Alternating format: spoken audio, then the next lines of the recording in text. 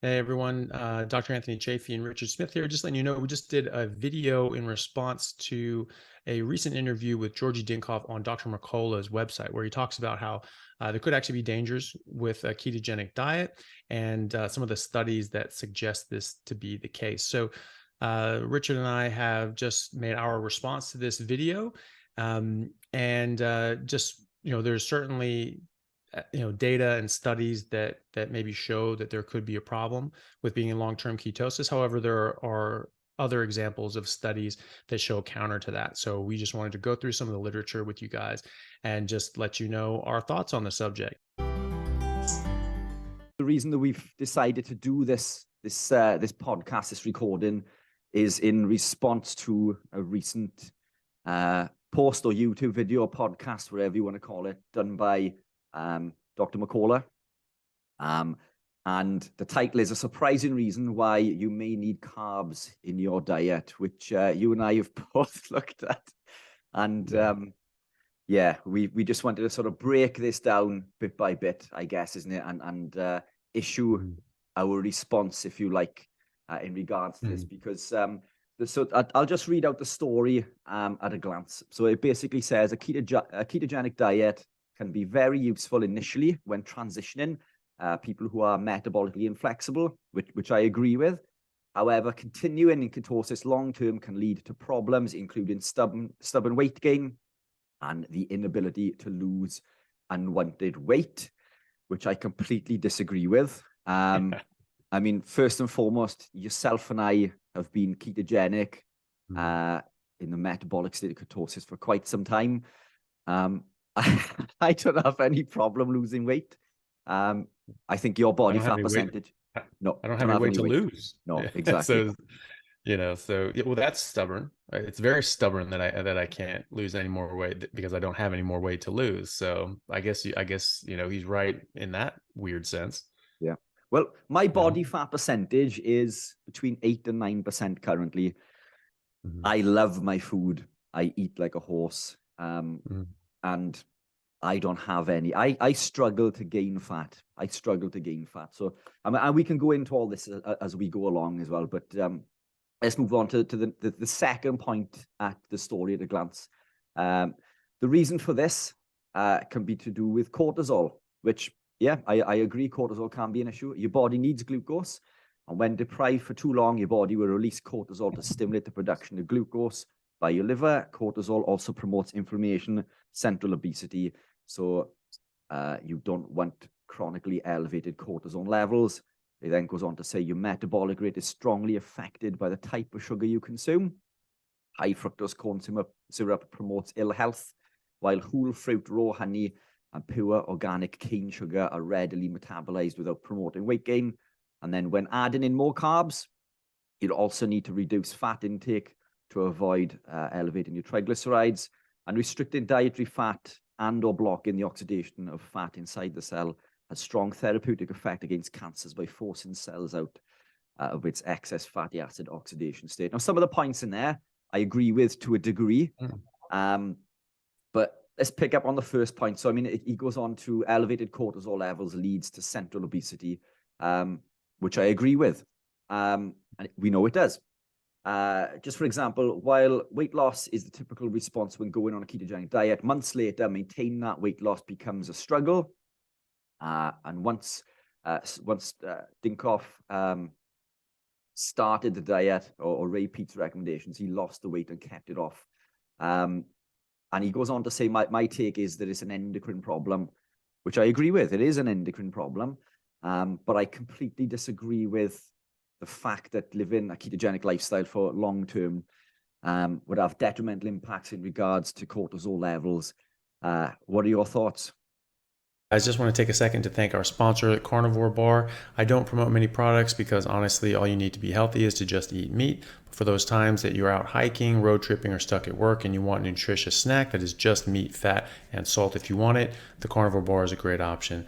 So I like this product not because it's just pure meat, but also because I want the carnivore market to thrive as well. And the more we support meat-only products, the more meat-only products there will be available in the mainstream. So if this sounds like something you'd like to get behind, check it out using my discount code Anthony to get 10% off which also applies to subscriptions, giving you 25% off total. All right. Thanks. Well, I mean, the fact of the matter is that, you know, well, look, if you're eating what you're biologically designed to eat, then your body is going to be doing exactly what it's supposed to do. And so whatever your cortisol is, it's supposed to be there. And so there are a lot of people that say, well, there's this marginal increase, and in the studies that show an increase, and most of these are in animal studies, in mice, they're preclinical, they're not in humans. Some are in humans, but most are in mice or rats, and they show a marginal increase at most in cortisol after long-term ketosis. They look at this as well in kids who are on ketogenic diets for epilepsy as well. And yes, there's a marginal increase in cortisol, but it's marginal. It's quite marginal.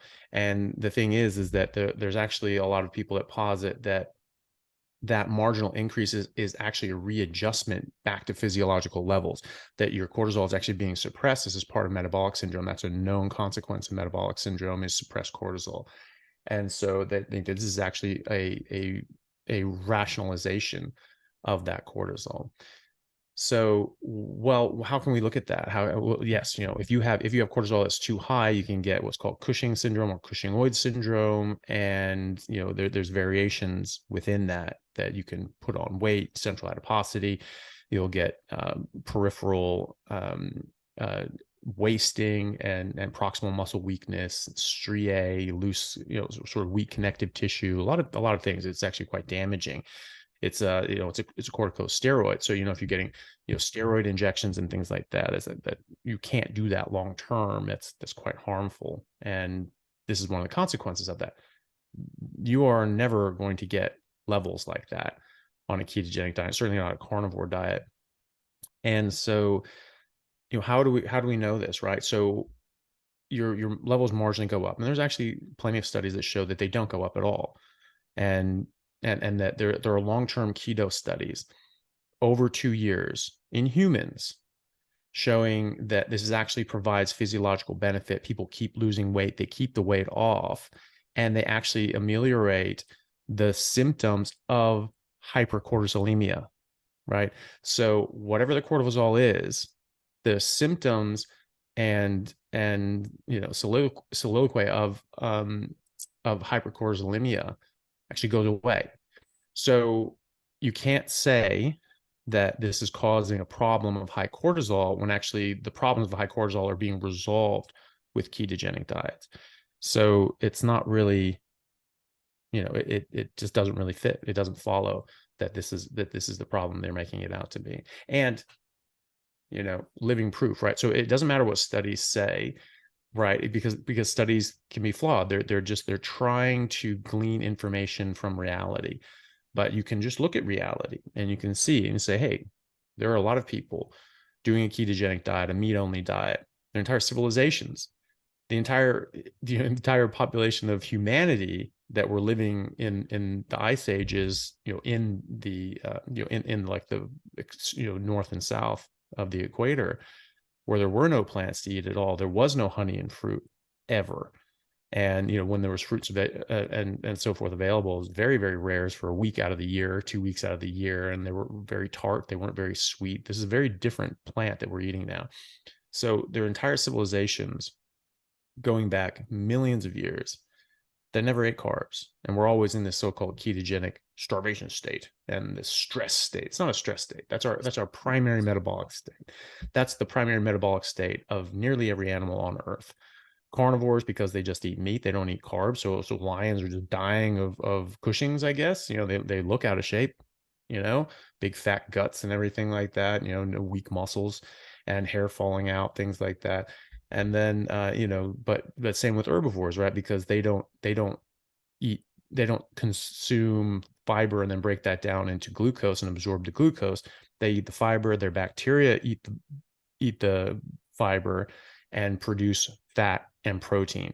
So cows eat grass, but they absorb fat and protein. So they're in a ketogenic starvation state, stress state, and their cortisol is going to be higher than cows that don't do that, maybe. But who cares? That's what they're supposed to do. That's the physiological state they're supposed to be in, just like us. Yeah, for sure.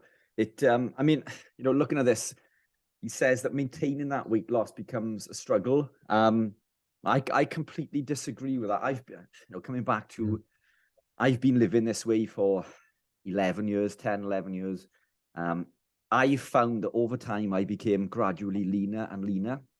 When I was competing, every time that I actively tried to lose weight in order to compete, I became considerably leaner every time, to the point where my body fat percentage was somewhere between 1% to 2% when I was on stage, which is unhealthy. That's incredibly unhealthy, but it was fit for purpose. Now I don't have trouble losing body fat. Not that I've got an awful lot to lose, as you rightly say. But I mean, looking at this, the weight loss becomes a struggle. I think there are a number of factors to look at in regards to this. Is that, well, what type of ketogenic diet was he following? Was it a dirty ketogenic lifestyle? Is he eating too many plants? Is he consuming too much fat? I mean, what I find with the clients that I work with is that they are eating what's deemed to be a standard ketogenic lifestyle, which is 70 to 80% of calories that come from fat, with lots of green vegetables and things that contain lectins. And as we know, these lectins will bind to insulin receptors. They'll signal the body to store 5 times more fat. People eat, when you take away certain foods that they are eating, they'll gravitate more to foods that they enjoy, which, nuts and seeds, tomatoes, bell peppers, and things like this are all staples within a ketogenic lifestyle, which are incredibly high in lectins and will cause some sort of stall eventually if you're eating too many of the keto treats. Again, some of these do, some of these contain lectins. They also contain hidden carbohydrates, rogue carbs, I like to call them, in the form of, the carb killer bars will say X amount of carbs per bar, but when you look at the sweeteners in there, they use xylitol and maltitol, which can be absorbed up to 65% as carbohydrates. So there's lots of contributing factors.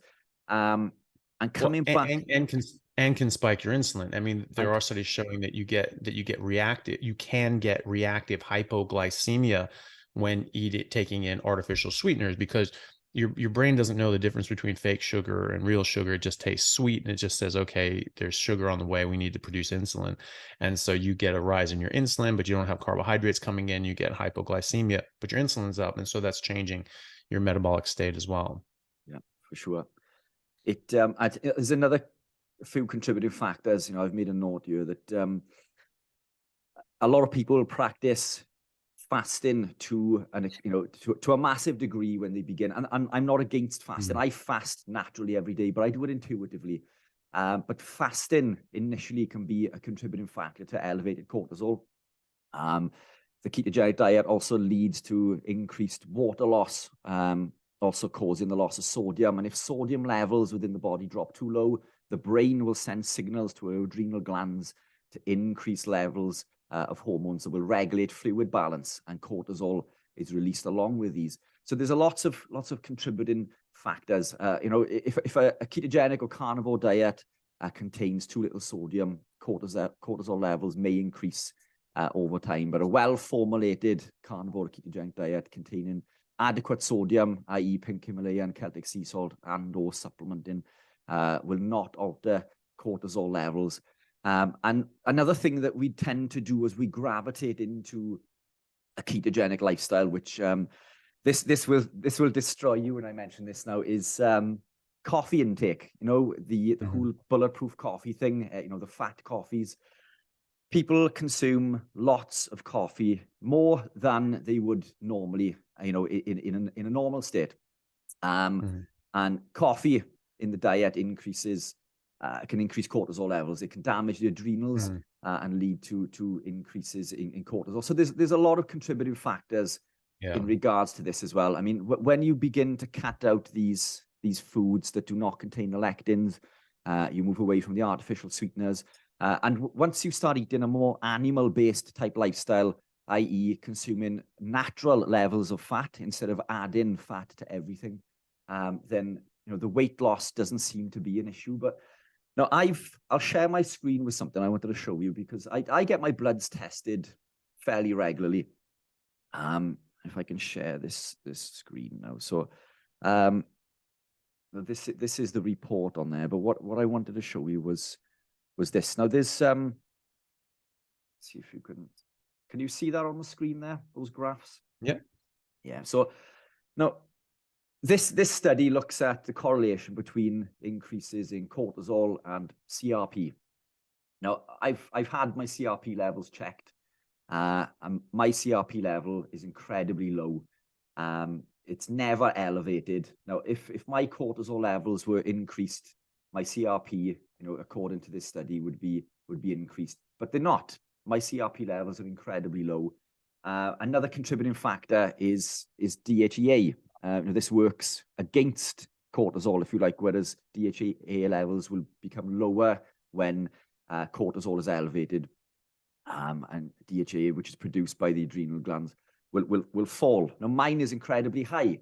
So I've never tested cortisol per se, but I've tested DHEA and CRP. And the reason that I don't test cortisol is that a blood test, Dinkov goes on to say about blood testing for cortisol.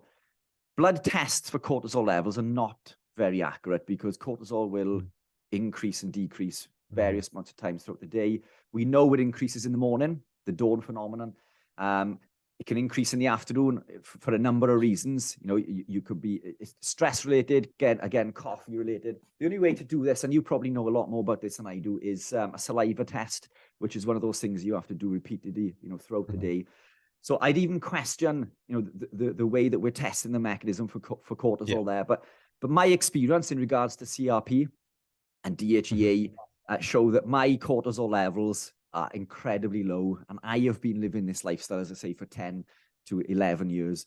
And there's another study that I'd like to show. Let me just share the screen again there now. So this one is share screen 3.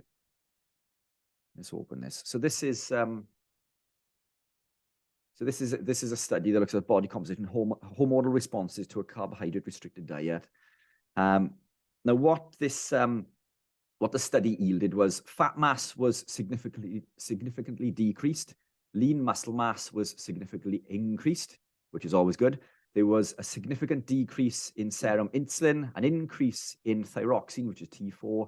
And then it goes on to say that there was no significant changes in glucagon, total free testosterone, sex hormone binding globulin, IGF-1, cortisol, and T3. So, this is a study that shows no impact on T3 levels and an increase even in T4. So, I would argue there that, and no impact on cortisol either. And no impact on cortisol. So, which is, well, I was just going to say, I think you're right, is how are we testing the cortisol? Are they doing serum blood tests? Or are they doing, when you're doing a saliva test, it's usually four saliva samples at different times during the day, or a 24-hour urine cortisol test. So the lab will give you a bottle, and you just for 24 hours, you start the clock and you just pee into that jug. And that's what you give the lab, and then that's more accurate. Or you can do a midnight cortisol. You just sort of get these things at certain times, and you can, sort of calculate, well, what do people normally hit around that time? What's normal? But, just getting one data point is not accurate, because as you say, it goes up and down and up and down. And this is a problem with all hormones and cholesterol even too, because they fluctuate throughout the day. And, people will say, oh, well, my thyroid hormone is down, my testosterone is down, or something like that. Like, okay, well, when did you get it tested? And I go, I don't know. Well, it matters. And were you fasted? Did you work out the day before? Did you have sex that morning? Like, all these things matter. They all actually make a big difference in how these results come out. And, to your point about, what kind of keto was he doing? There's a book that just recently came out with Dr. Chris Kenobi, who's an ophthalmologist and nutritional researcher. So he left clinical practice and just gone full-time nutritional research for years now. He just wrote a book called The Ancestral Diet Revolution, and he makes a real big case, again, a very strong case against seed oils, and how basically they are the major driving factor, probably even more so than sugar, in in the rise in chronic diseases. And a major part of this would be like the linoleic acid and omega-6s, which damage your mitochondria. And as we are, people that have watched us, they probably have gotten the idea that most of the chronic diseases that we're treating these days come down to the mitochondria. If a major proportion of them do anyway. So that's a major factor. And one of the things that keto people do is that, I got to get a lot of fats, and so they're going to be taking NCT oils and other almond paste or whatever the hell they're eating, but they could be very high in these plant oils. They're high in linoleic acid, high in omega-6s, damaging their mitochondria. That this causes obesity, as Dr. Kenobi showed in his research, his published research, that as you increase the amount of omega-6 in your body, the percentage of fat in your body that's omega-6, it's directly correlated with obesity. So the more omega-6 you have in your body, the more fat you are. And you just have to store onto this stuff because you can't use it. You can't use it as energy. And so it has to store it, and it causes other sort of metabolic issues as well. So it causes obesity, it causes mitochondrial damage, and it also causes insulin resistance, right? And so people are saying this, like, well, this is all from ketosis. No, it's not from ketosis. If that's happening to you, it's from something else that you're introducing to your body on your ketogenic diet, which is why I and many others like yourself argue for an animal-based, ancestrally appropriate, species-specific ketogenic diet. It's not the ketosis that's a problem. We're all supposed to, that's a normal thing. We're not supposed to eat carbs. There's no such thing as an essential carbohydrate, right? There are entire populations and civilizations. And this is recognized by the international medical boards and bodies and things like that, that there's no such thing as an essential carbohydrate, and that there are entire civilizations that never eat any carbohydrates, and they do just fine. They don't have any signs of disease or problems, and they're much more healthy than we are, and they're much more lean, much more fit, and don't have these chronic metabolic issues. So it's not the lack of carbs that's causing a problem. It's something else that you're doing. These are complex systems. And you can't just say, pick the first thing that comes to mind. Oh, that's what's it. That's it. That's the problem right there. Maybe, but you have to exclude all the other confounding factors as well. Yeah, for sure. And I think that's the reason that we wanted to go through this paper as well, isn't it? Is because we've spoken about this previously, that we are constantly questioning the things that we are saying, because we want to ensure that the advice that we give people is accurate. So I always welcome, papers or podcasts like this, because it gives us an opportunity to go back and dig that little bit deeper and see if we're missing something. And to be honest, going through this paper and studying, these little bits and pulling up all of this little information that we've been looking into has just reinforced the fact that everything that we are preaching is accurate. And I believe that what we are saying, is spot on. But yeah, I just realized that I jumped the gun in that study, because we went on to the thyroid part, which was the next part of that thing. Obviously, there was cortisol in there as well, but Dinkov goes on. Just to hammer home the cortisol part of all that.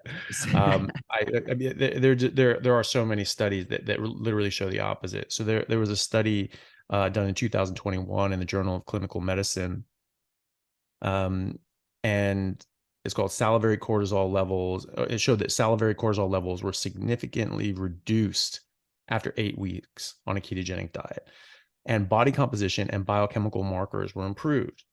So how long is he saying that this is going to be before we start getting these cortisol problems, right? And most of the studies that look at higher cortisol these are in animal studies. These are preclinical.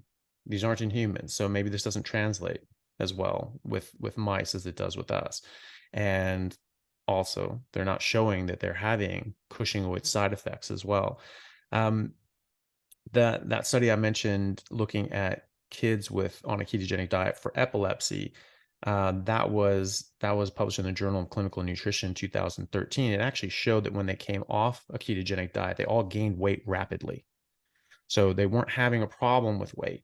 They were actually very skinny. And as soon as they came off of it, they slammed up their weight. And that's what they were studying. They were studying what would happen to their weight. Maybe they thought this was too restrictive, and maybe they were underweight, and they said, okay, can they catch up? Can they get fat like the rest of the kids? And they did. Yeah, they got much fatter pretty quickly. Surprise. And so, and when you look at this, as I've said, many times, it doesn't matter how brilliant your theory is, and it doesn't matter how smart you are. But if it doesn't agree with the experiment, it's wrong. And so there are studies out there that go counter to that. But also, what is happening in real life? What is happening to people that are on a carnivore diet? My cortisol is normal. I have checked it. And I have checked in my patients. I don't commonly do that because I don't think it's, really, I don't really think there's much utility unless you're actually worried about an actual endocrine problem that they have. So there's certain times that you test for this stuff. And in my patients on a carnivore diet, long-term carnivore diet, who have tested their cortisol, it's always been normal. It has never been high. And so I've never been worried about that. I've never actually had a concern of, oh my God, what is their cortisol level going to be? Because again, I go back to first principles. What are we supposed to eat? What are we designed to eat? We're designed to eat meat. And so if we're eating that and we're eating our biologically designed diet, well, whatever the hell our cortisol is, that's normal then, right? So we're looking at our blood tests and markers in the context of eating horribly and being sick. This is why all the reference ranges at different labs are actually changing. And the reference range for all these different vitamins, animal-based vitamins like B12, or fat-soluble vitamins like D3, K2, vitamin A, they're all just going down, down, down, down, down. The reference range is going down because that's the new normal. Well, it's not indicating that you don't need as much for good health. It's that everyone's vitamin deficient, and so the average is vitamin deficiency. And that's what the lab measures, is what the average for the population is.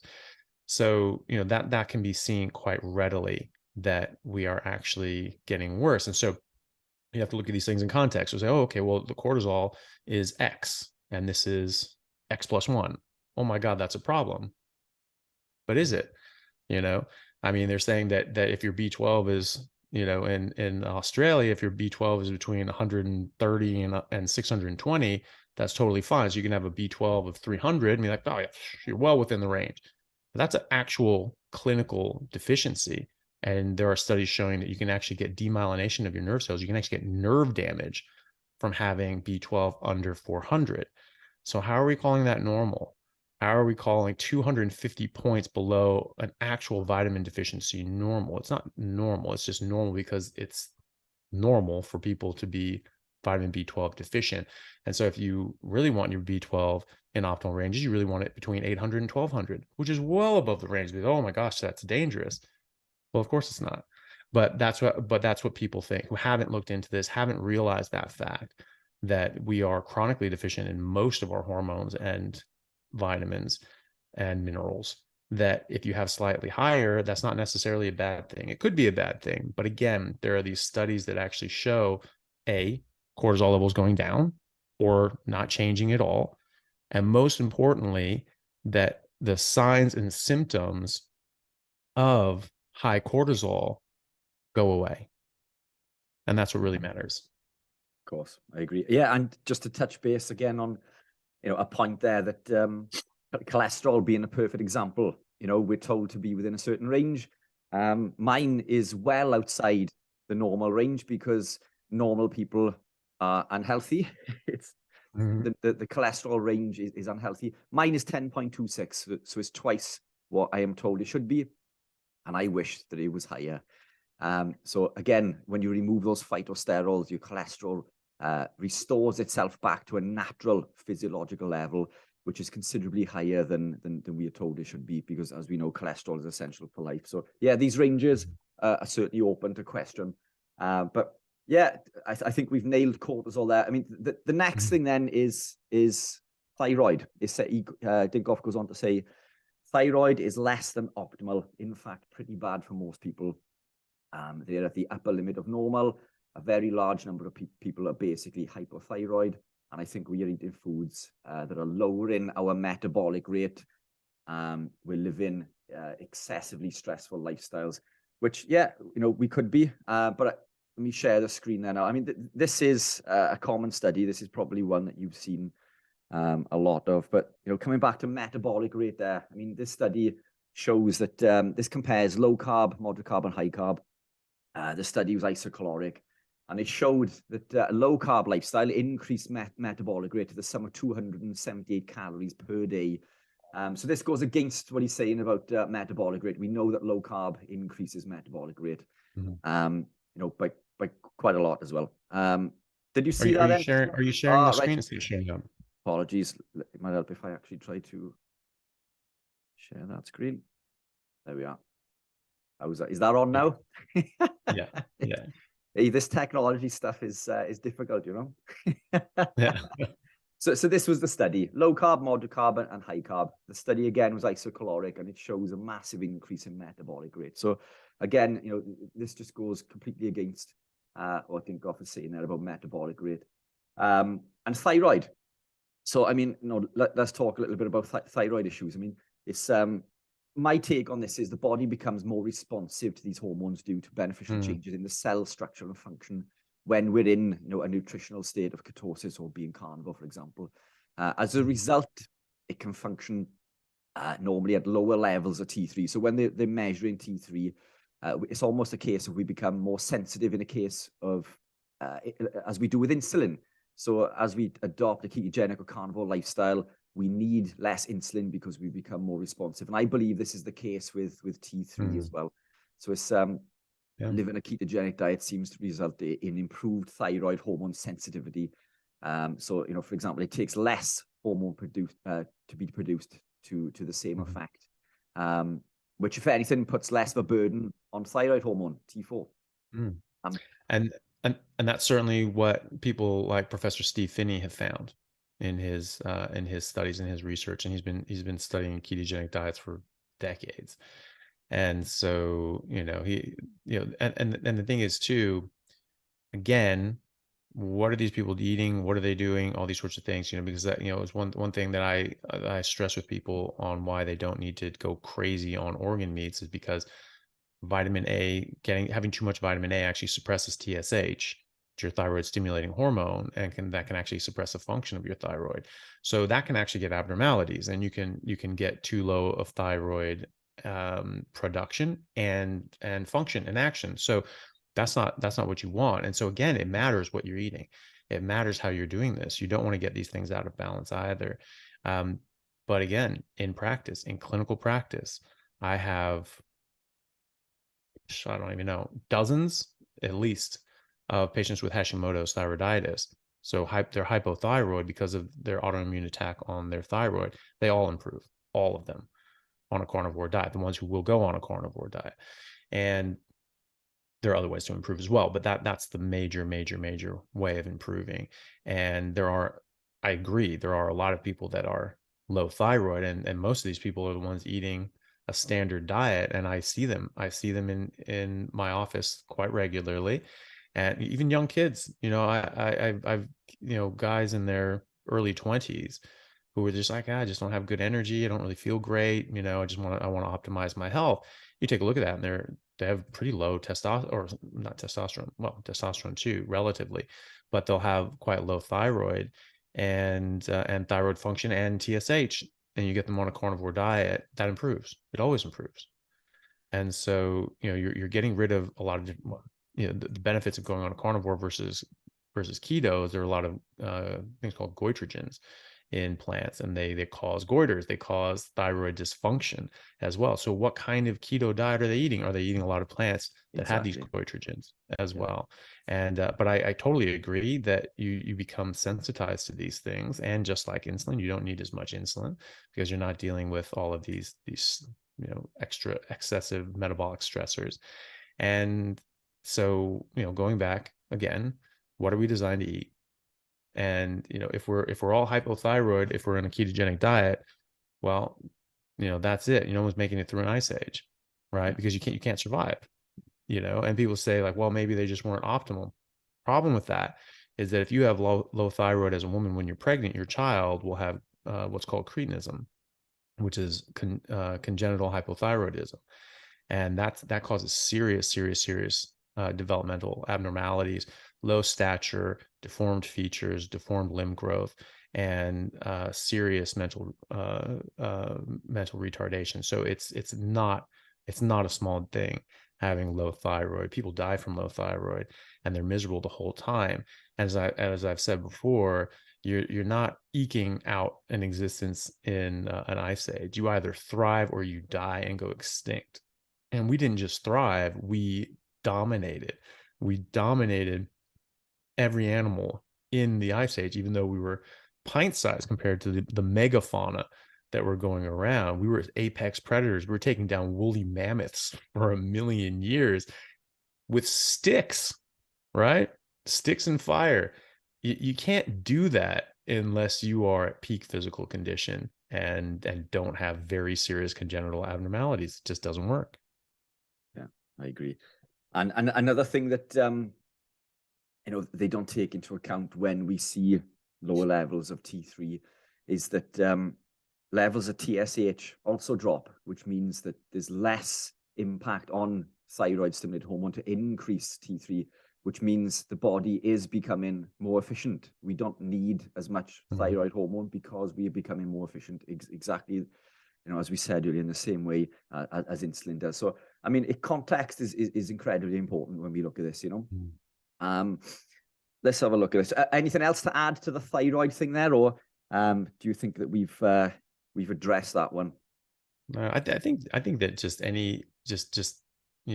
ice ages. You just say ice ages, and it just throws away all this stuff because we're there were no carbs, there was no fruit, there was no honey during the ice ages, and yet people did very well. And so if we're going to have all these serious problems, and they're claiming serious problems here, that wouldn't have happened. And so it just sort of when you sort of look at it through a clear lens, that's it just becomes a bit, I mean, it's a nice theory, and it's good on people for trying to explain the observed phenomenon, but it doesn't explain it perfectly.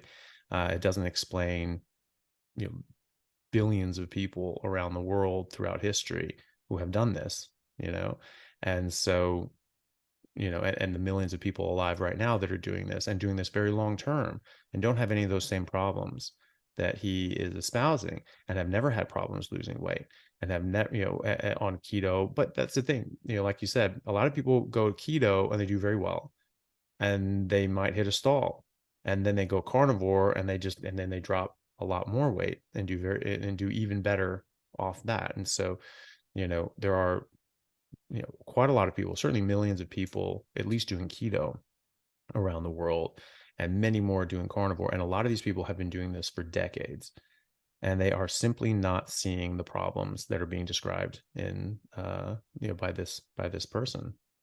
You look at yourself and myself, and I don't think you'll mind me saying this, but we are not genetically gifted. People may think that, we are specially gifted with these miracle genes. I used to be clinically obese and type 2 diabetic and suffered with a myriad of health issues. I am certainly not, genetically gifted. I have beaten my genes or controlled them through epigenetics and changed my lifestyle. And now my body fat percentage is single figures, and I am thriving. And you've been living the lifestyle for a long time, and you were thriving also. And I think when you look at every carnivore, that you can think of on social media, none of them are overweight. Yeah. Well, and I mean, just to the sugar side of things, I mean, that's quite a well-studied phenomenon. Now he's saying that maybe high fructose and all these sorts of things, like some of these things are bad, but that natural cane sugar is good. Tell me the chemical difference between high fructose corn syrup and cane sugar. It's literally identical. You have a disaccharide of glucose and fructose in natural cane sugar, right? So or glucose and fructose, and that makes sucrose, right? That's a disaccharide. But high fructose corn syrup is just a mixture of equal parts of fructose and glucose. So the only difference is that bond. But a lot of high fructose corn syrup, I mean, some of it's 53% fructose. It's not that high fructose, and 47% glucose, and some are slightly higher than that. But I mean, it's like 50, 55, 45 at the most. So it's very, very similar, nearly identical to cane sugar, and cane sugar, that disaccharide, that bond gets broken as soon as it hits your gut, and then it gets absorbed as glucose and fructose separately, exactly like high fructose corn syrup. So what are we talking here? Like, why are we saying that one is okay and one is healthy and the other is not? I don't think that holds water. Now, you could find some studies maybe saying that cane sugar is better than high fructose corn syrup. Who pays for those? Coca-Cola mostly. Coca-Cola pays for those, and Coca-Cola puts out 11 times the amount of nutritional research, spends 11 times more on nutritional research than the NIH, right? And Kellogg's and Pepsi and Nestle, they all do similar sort of things, and they're protecting their investment and they're pushing their agenda. And so there are plenty of studies, industry research out there showing, hey, you know what, actually sugar's not all that bad. And they had the same studies for high fructose corn syrup for a while too. And then people sort of got onto it and were like, hey, no, sugar's actually bad. Fructose is bad, mostly by the work of Dr. Robert Lustig, who, I've followed for years. And then they needed a scapegoat. They needed a patsy. And there was an interview with one of the Coca-Cola execs, and they were saying, oh, we're just so sorry. We use high fructose. Oh, should never have changed from cane sugar. Oh gosh. Oh, if only we knew. It's like, well, why'd you do it? It's like, we just didn't know. Oh, we just didn't know how bad it was. Oh God. Oh, we just didn't know. Oh, you poor thing. You knew damn well what that stuff was, and you know damn well now that cane sugar is exactly the same as high fructose corn syrup. It's just now that they're saying this, oh, it's natural. Arsenic's natural. Like, why? What does natural have to do with anything? So they're just using that as a marketing tool. And now they're putting out things and saying, oh, look, cane sugar. Oh, that's okay. I'm sure it is based on the way you modeled that study. But, independent researchers looking into this, like Dr. Lustig, who actually just care about people's health, are showing very clearly that fructose from any source, once it reaches a certain threshold, will cause metabolic syndrome and fatty liver disease. That has been shown in clinical trials that satisfied the Bradford Hill criteria for causation. So now we have causative studies showing that fructose causes metabolic syndrome and fatty liver disease and can be reversed by removing it, as well as other things. I mean, there's even just removing seed oils and things like that. They have similar sort of results as well. But fructose is certainly in there.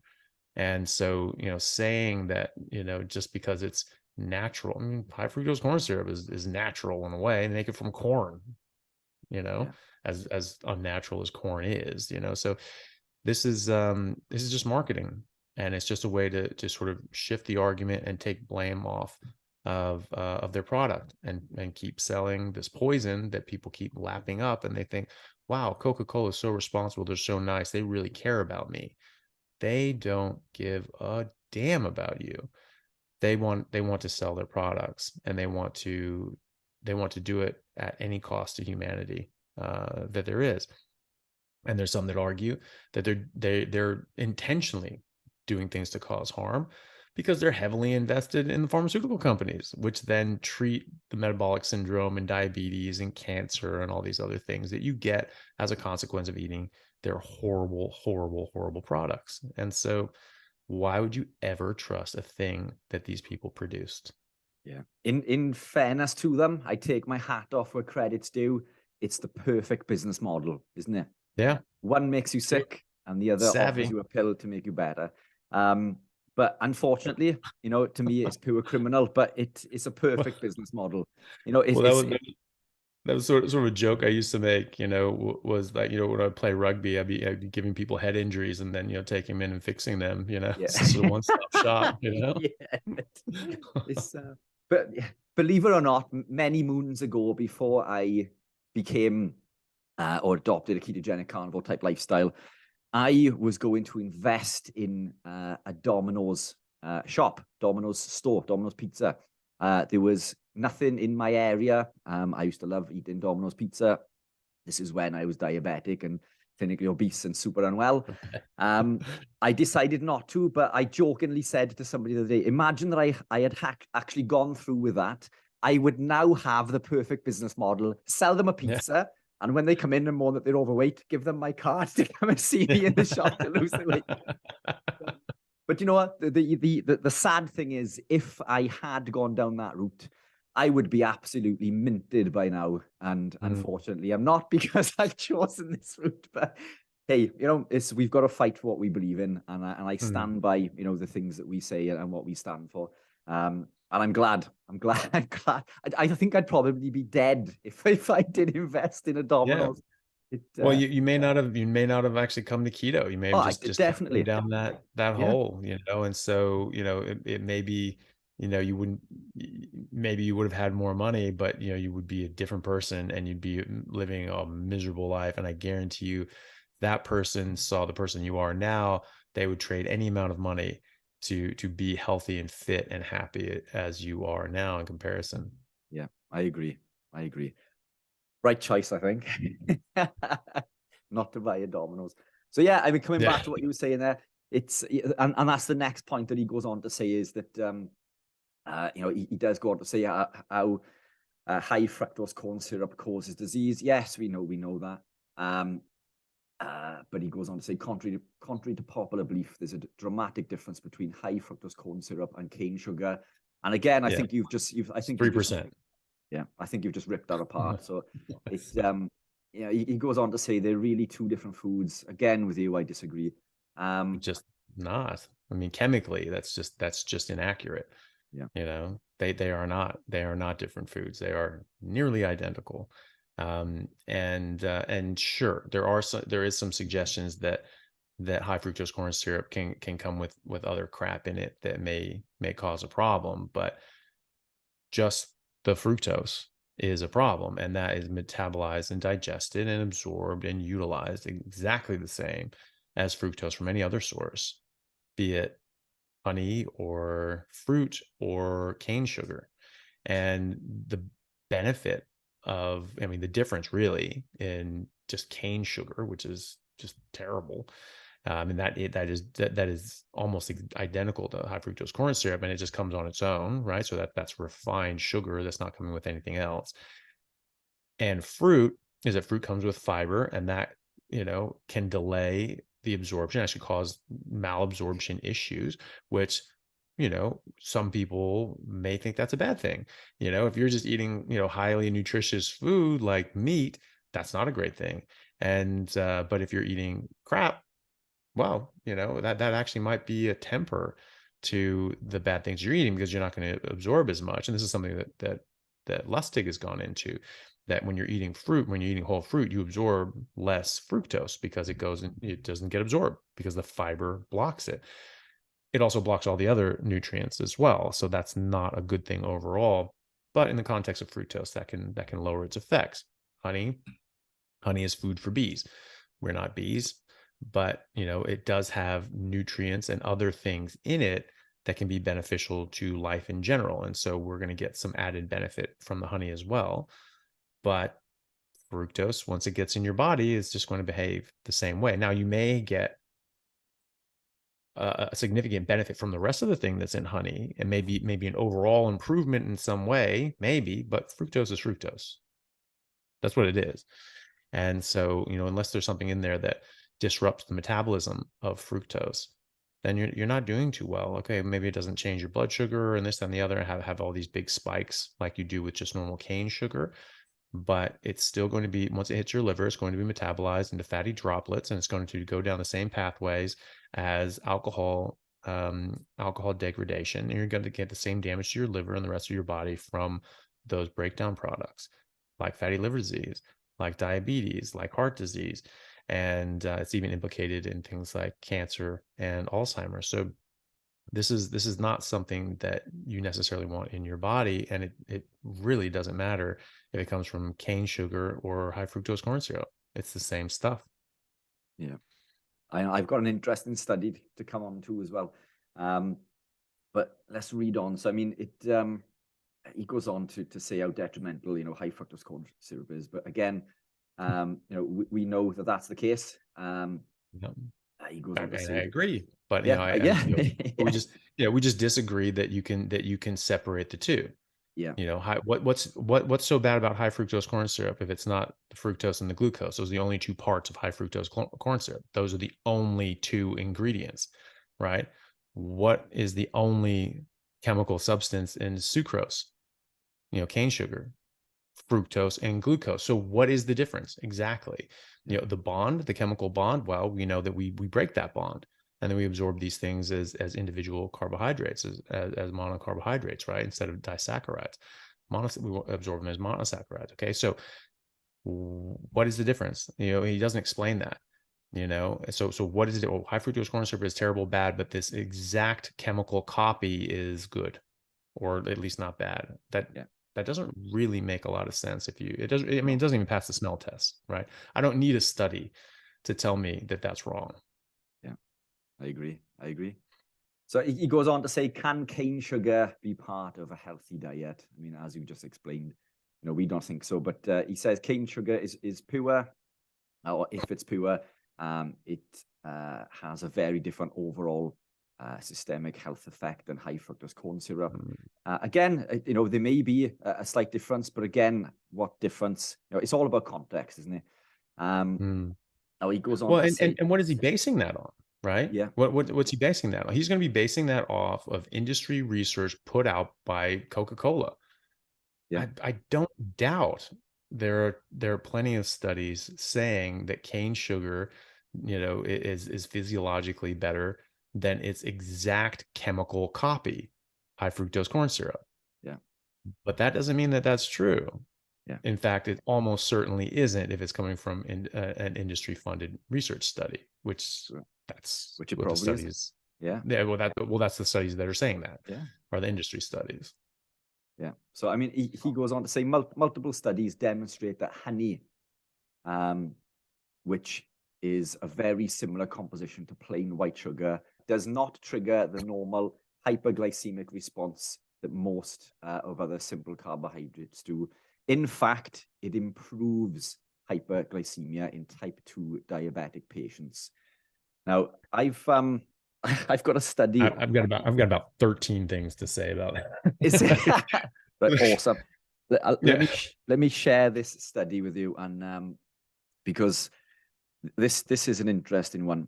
Where are we? Let's share that screen. Brilliant. Do you want to crack on with something there, Anthony, while this is opening? Because my computer's incredibly slow. No, that's fine. Yeah, I mean, think about it this way, right? He's basing that supposition not even on horrible industry research, you know, funded by Coca-Cola, you know, saying that cane sugar is better. He's basing that on honey. Okay, so he's saying, oh, it's very similar. It's very similar. You know, honey and sugar, you know, and cane sugar are very similar. Really? Are they like nearly exact chemical replicas like cane sugar and high fructose corn syrup? Right? No. They actually a lot of honey has more fructose than high fructose corn syrup, A. And B, it has a lot of other nutrients in it as well. Again, this is the main sustenance for the entire species of honeybee, right? So, you know, there are a lot of other things. Oh, it's very similar. In what way? In the ratio of fructose to glucose, because cane sugar has no other nutrients, none, but honey does. And high fructose corn syrup is nearly exactly the same chemical replica as the disaccharide cane sugar, right?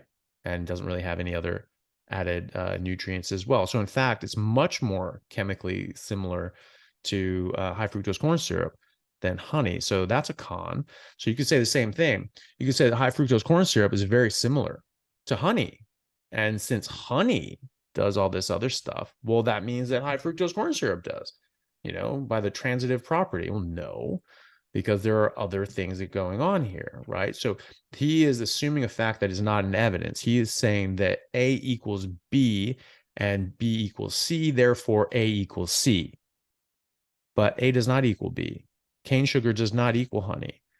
Cane sugar more equals high fructose corn syrup. And if cane sugar equals honey, then high fructose corn syrup equals honey, right? Which he is saying that it doesn't. And so that is a logically flawed argument. You see the screen? Yep. Fantastic. So basically, this is a study that looked at honey and its effect on glycemic control in type 2 diabetics. And basically, the consumption of 50 grams of honey per day worsened glycemic control. So this is honey, and it does go on to say then that in agreement with these results, human studies on long-term effect of honey on glycemic control of diabetes patients is very scarce. Only 2 investigations have examined honey on glycemic control of diabetes patients. And it goes on to say that in agreement with us in the most similar study, and apologies if I pronounce this wrong, but the Barami study reported deterioration of glycemic control following ingestion of high and incremental doses of honey, increasing 1 gram per kilogram per day to 2.5 grams per kilogram per day.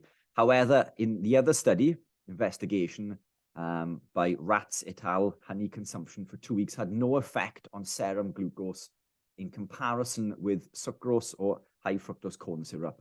Now, I believe that this is probably one of the studies that he is referencing, because it goes on to say the discrepancy in the results of the rats study with ours and Barami studies could be due to the control conditions. While Rats et al. Compared honey with sucrose and high fructose corn syrup, we and Barami compared honey with no honey. So again, context is incredibly important. So they're comparing sugar to sugar in effect. But when you compare no sugar, sugar to no sugar, there's a big difference. So again, it's easy to sway your opinion into saying that honey is better than, honey may be better than sugar. But still, when you're comparing it to no sugar, then it's better still. I think, that study highlights a number of factors there for me that, context is incredibly important. And we know that honey is high on the glycemic index. It does cause glycemic issues. And honey is arguably one of the most natural sugars that we can consume. I completely disagree with this argument in regards to honey. Well, and also, I mean, you can find a study that says anything, that concludes anything, but you need to look at that. Exactly. The context matters. The methods matter. You look how they did it, how they came across it. Were they doing serum cortisol? What time of day were they doing it? Was it doing, were they doing multiple draws a day? Were they taking, multiple saliva samples, 24-hour urine, all these sorts of things? And, you can conclude that, honey and sucrose are good for you. And yet, how did you come across that? What was your study design? How did you design it? Was it designed in a way that could even prove that at all? Or is it complete fluff, as a lot of these things are? And so that's why there's so much variation in the literature, and that's between honest studies of people just doing their best, right? Maybe, or just trying to publish, because in academia or any sort of professional job in medicine or the sciences, it's publish or perish. You just have to publish. So just getting anywhere, you just need to be on published works. It doesn't matter what they are. It doesn't matter how garbage they are.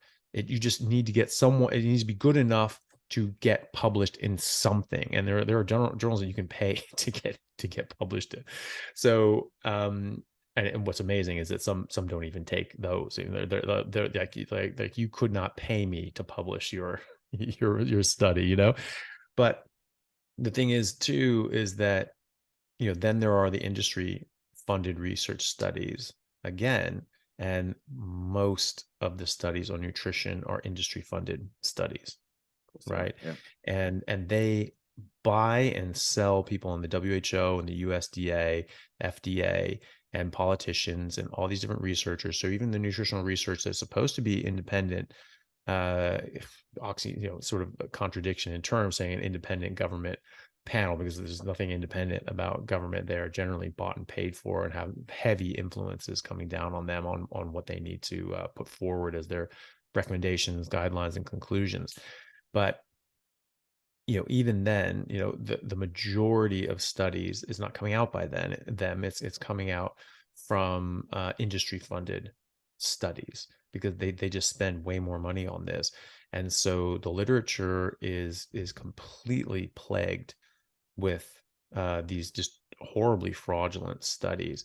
And maybe the studies, they find there's like, oh yeah, no, that actually showed that something we didn't want to see. They just bury it. They just don't publish it. So the only thing you can guarantee from a industry funded study is that it will support whatever that industry is selling or doing. And that's it. It doesn't tell you it doesn't actually give you any other information other than that. Yeah, I agree. Coming back to what you were saying about having to publish something, I mean, do you think this is why there's been like a big transition lately? So I used to have an awful lot of respect for Dr. Mercola, although he does promote things like turmeric.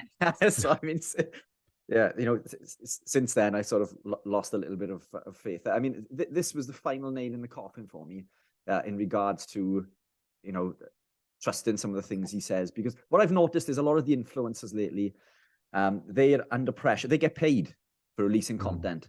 Now, if you and I were to release content every day about how good carnivore is, and we are saying day in, day out, go and eat a piece of steak because it's really good for you. And the next day, go and eat a piece of steak because it's really good for you. And the day after, soon our views begin to drop. So do you get the impression that these influencers need to almost create a little bit of controversy? I mean, the likes of Thomas DeLauer and Paul Saladino and now Dr. Mercola, they're almost changing, their views on things that they've had for a long time. They're going against the things that they've been preaching for a long time. Do you think that there's a little bit of that play in there, that they are doing it in order to keep the views high and the followers engaged? Because if we were just to say every day, just eat a piece of steak, it's absolutely awesome. There's only so many times you can say this, Well, I've come across that. I'm just like, what I sort of said everything that was sort of,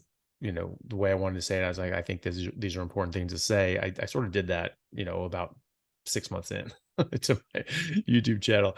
And then I was like, what in God's name am I going to do? Do I just stop? And I almost thought about stopping actually, and just keeping it there and just being like, I think these videos are very good. And this is going to give people information. And I don't want to water it down. I don't want to have a whole bunch of other things in there that maybe make it more difficult for people to find, the ones that I think are really important to watch, which is what I ended up doing is just making a playlist called Carnivore Essentials. And I think those are like the cornerstone sort of videos, I think, that people should know about, or hopefully, try to educate themselves on. And now I'm just, interviewing people, and that seems to be, it's certainly interesting for me. I really enjoy it. And I enjoy having these conversations and meeting people like yourself and others and discussing these topics. And people do seem to find benefit from it. So, thankfully, I can keep saying, just eat meat. And maybe I'll just do an experiment for like 30 days, just do a short every day, like eat meat, do it. Baker's basically been doing that, because he puts out a reel like every day of himself just eating a steak every day, and it works. It's just like, this guy is not messing around. Like he is dead ass serious about this, and people respect the consistency, I mean, there may be people that are trying to do something, sensational, to get attention, but they can be very, very sincere. I mean, I believe that, I've met DeLauer. I haven't met, Paul Saladino, but I've sort of texted with him briefly. I believe they're both sincere. I don't know Mercola. I mean, I know of him, but I don't know enough about him to comment. But my impression of the other two anyway is that they're very sincere, and they're trying to do the best that they can. And if they change their opinion, I think it's probably because they believe it, and they're trying to do something honestly. And whether or not I agree with them or others agree with them is beside the point. I do think they're coming across this honestly, and people can do that. And I think that if you do that and you just say, wow, I think that I may have been wrong here, I think that takes a big person to do that, and to admit. it is a bit weird with Mercola. I mean, just this one interview and now he's just switched 180, and it's just like, really? We couldn't have just maybe heard someone else's opinion on it? Maybe you just looked at the research yourself. And, my question to Mercola is like, were you noticing this? If he was doing keto for a long time, was he getting fat? Did he have high cortisol? Was he getting striae and central adiposity and proximal muscle weakness? Was he getting weaker? Was he getting sicker? If not, then, why would he believe that? And so, it's just sort of that's a bit questionable, because if you're in good health and you're slim and you're slender, and this person is telling you that after a few weeks on keto, you're going to get fat and you're going to get stubborn weight loss and you're not going to be able to lose weight and you're going to get sick and you're going to have all these problems with high cortisol, and you don't have any of those problems, then something's up, right? A theory is only as good as what it's able to predict. And so if he's saying that people that do long-term keto are going to have these problems, and yet they don't get those problems, that's not a very good theory. Yeah. And you question how long he was living, Dinkov, I'm speaking of a ketogenic lifestyle as well, because as you know, it takes an awful long time to adapt correctly. We can begin to produce ketones within a few days, but it takes months and months and months to fully adapt and upregulate those enzymes and pathways, particularly the monocarboxylate transporters within the body. So, I mean, it does take an awful long time to adapt into utilizing beta hydroxybutyrate as a fuel over wasting acetone and acetoacetate. But yeah, I find it interesting. I mean, it's Paul Saladino's work is the early work I think was spot on. I know he does an awful lot of surfing, so there may be an argument there for sugar within the diet, but it doesn't work for me. So I work with a lot of athletes.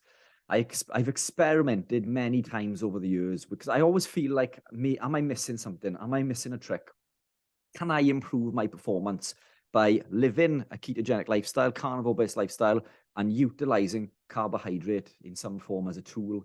But for athletic performance and for energy, it never worked for me. It never. And in most of the athletes that I tested in, and these are athletes who have been adapted for an awful long time, it doesn't seem to benefit. They come back to being carnivore. In fact, most of the athletes I work with now, and in fact, most of the clients I work with on a health basis, gravitate into becoming carnivore. They dip out, but then they soon come back. So it hasn't worked for me in my experience. But coming back to this sugar, anyway, Dinkov goes on to say that he thinks that the greatest confirmation that we have that sugar is not evil is that it depends on where you're getting it from. So basically, he looks at a study.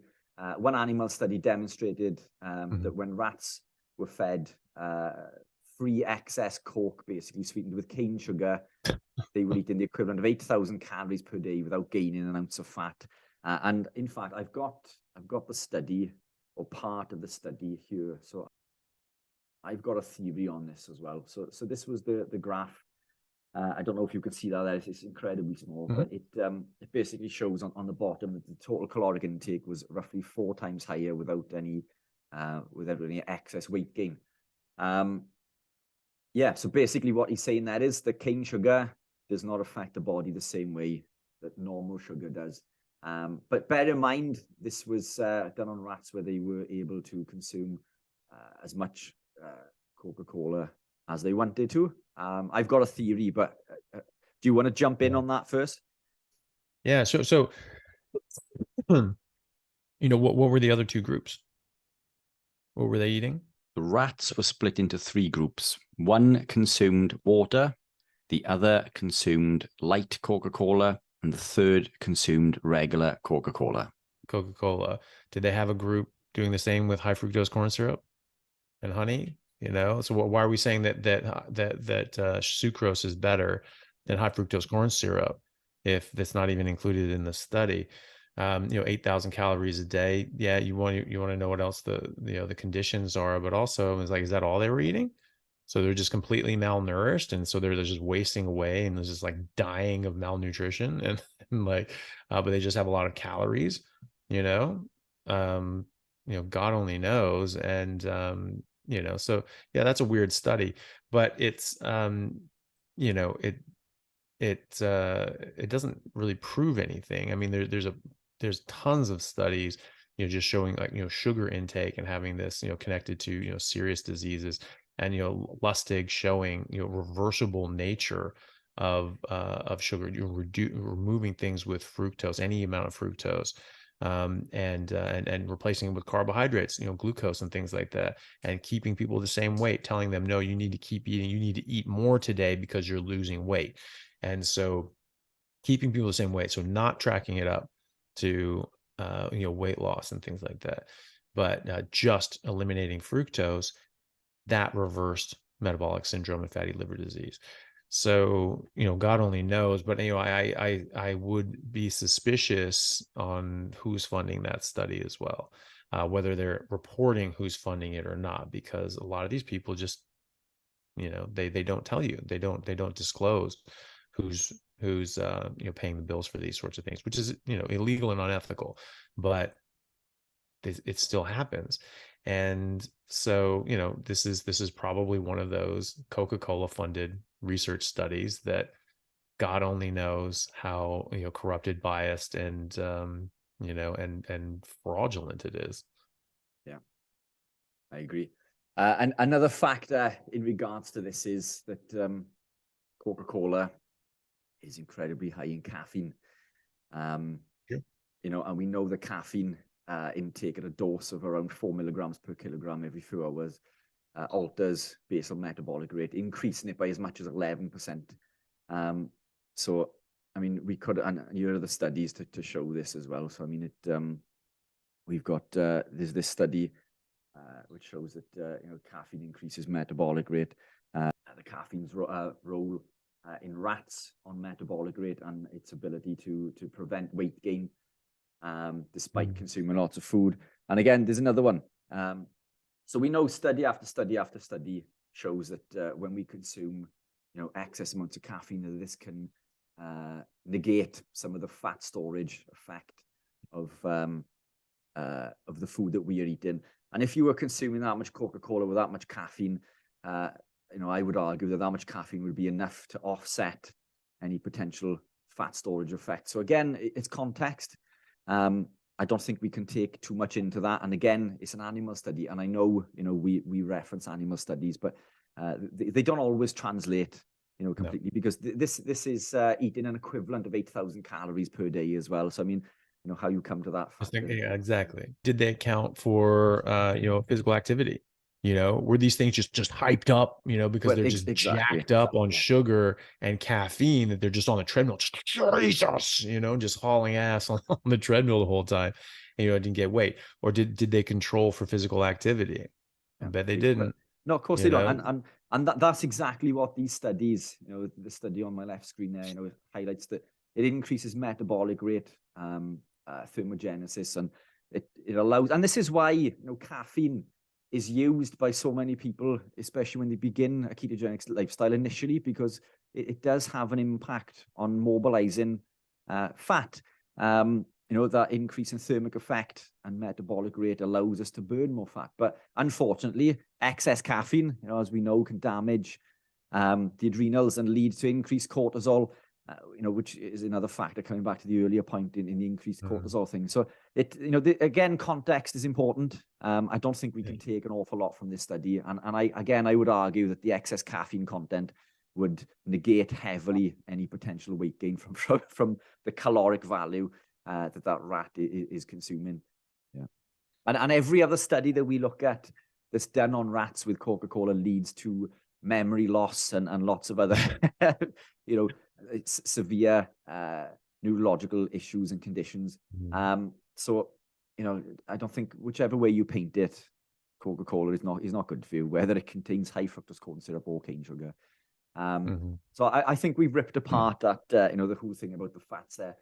Hey there, guys. Hope you're enjoying the podcast so far. I just wanted to wrap this up with the results from the study. So what the results actually showed is that the group that was consuming the Coca-Cola had unfavorable triglyceride levels.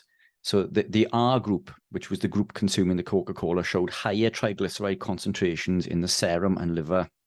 And the conclusion from the study reads as follows. Based on the results, it can be concluded that daily ingestion of large amounts of fructose-rich soft drinks resulted in unfavorable alterations on the lipid profile of the rats. Thank you. He goes on to say about the glucose cortisol link. The problem is that if your glucose level is low, because you're on a low carb diet, your body is going to compensate by self-generating glucose, and that the stimulus to make glucose is part of the obesity puzzle, because one of the ways in which your body produces glucose is by secreting cortisol. Now, that's true, because cortisol will allow us to create glucose through gluconeogenesis, but we don't need. So what I find is, and what the studies would suggest is, early on in a ketogenic journey, when our ability to produce ketones or burn fat is incredibly low, we will increase gluconeogenesis to compensate.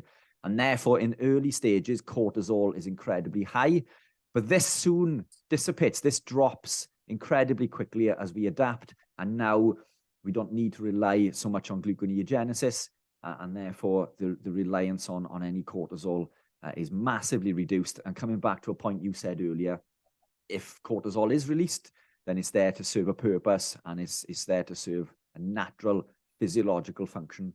What are your thoughts on that one? Yeah, so I would just submit that there, when was this done? So there's a study on it's called The Long-Term Effects of Ketogenic Diet in Obese Patients by Doshti et al. In 2004 in the Journal of Experimental and Clinical Cardiology. And this followed obese patients for 24 months in humans, right? So it's not an animal study. They had significant weight loss, p-value of 0.0001, right? So it's very statistically significant.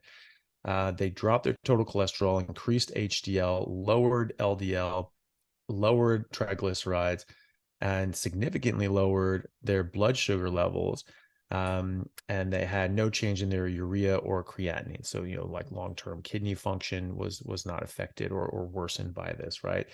And one of the quotes from the paper was that ketogenic diet is known to ameliorate all metabolic complications associated with hypercortisolism.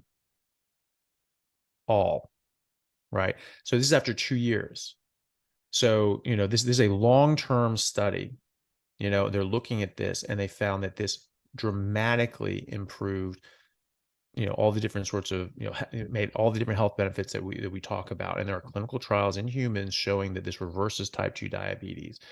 And so, that's wrong.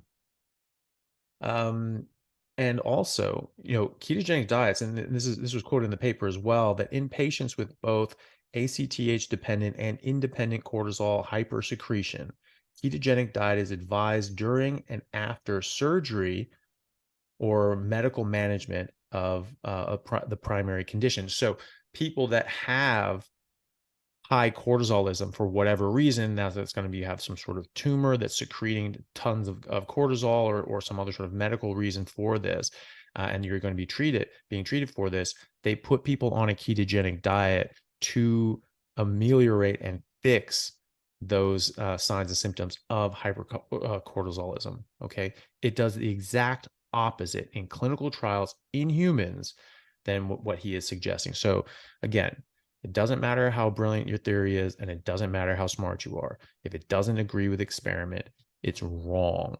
And there was that other study that I mentioned too, that they followed patients for 8 weeks, and they found a significant reduction in cortisol in humans with a ketogenic diet. So, there's mixed studies. We know why. Some are just not looking at things properly. They're not putting things in proper context, and they're coming up with conclusions that they probably don't deserve to come to, or they're bought and paid for by, different interests that don't have, the truth in mind when they're putting these things out. They just want to sell a product and push an agenda. And there are plenty of studies out there showing the exact opposite of what is going on in humans, long-term follow-up. So with very statistically significant results and outcomes. So yeah, I just, the idea that this is just a foregone conclusion is wrong. We are not seeing these results in, actual fact in people. I have never seen someone have the issues that he is suggesting people would get.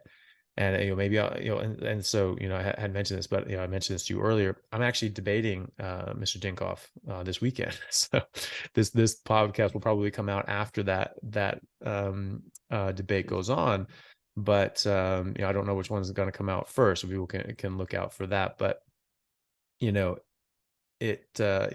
may just my entire argument will just be a picture of me with my shirt off, on 6 years of a ketogenic diet, and just be like, none of these are happening. So, that's the thing. They'll say, well, that's an outlier. That's a one-off, or this and the other. But no, it's literally every single person that I've treated long-term or helped long-term or know who's been doing this long-term. No one has gotten these problems. And the studies also show in humans with long-term follow-up that it's literally the exact opposite of what he's saying. Yeah, 100%. For sure. Yeah, I'm looking forward to that, actually.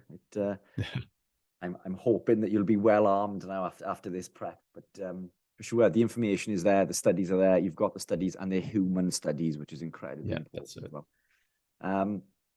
He goes on to say then that where was the next point?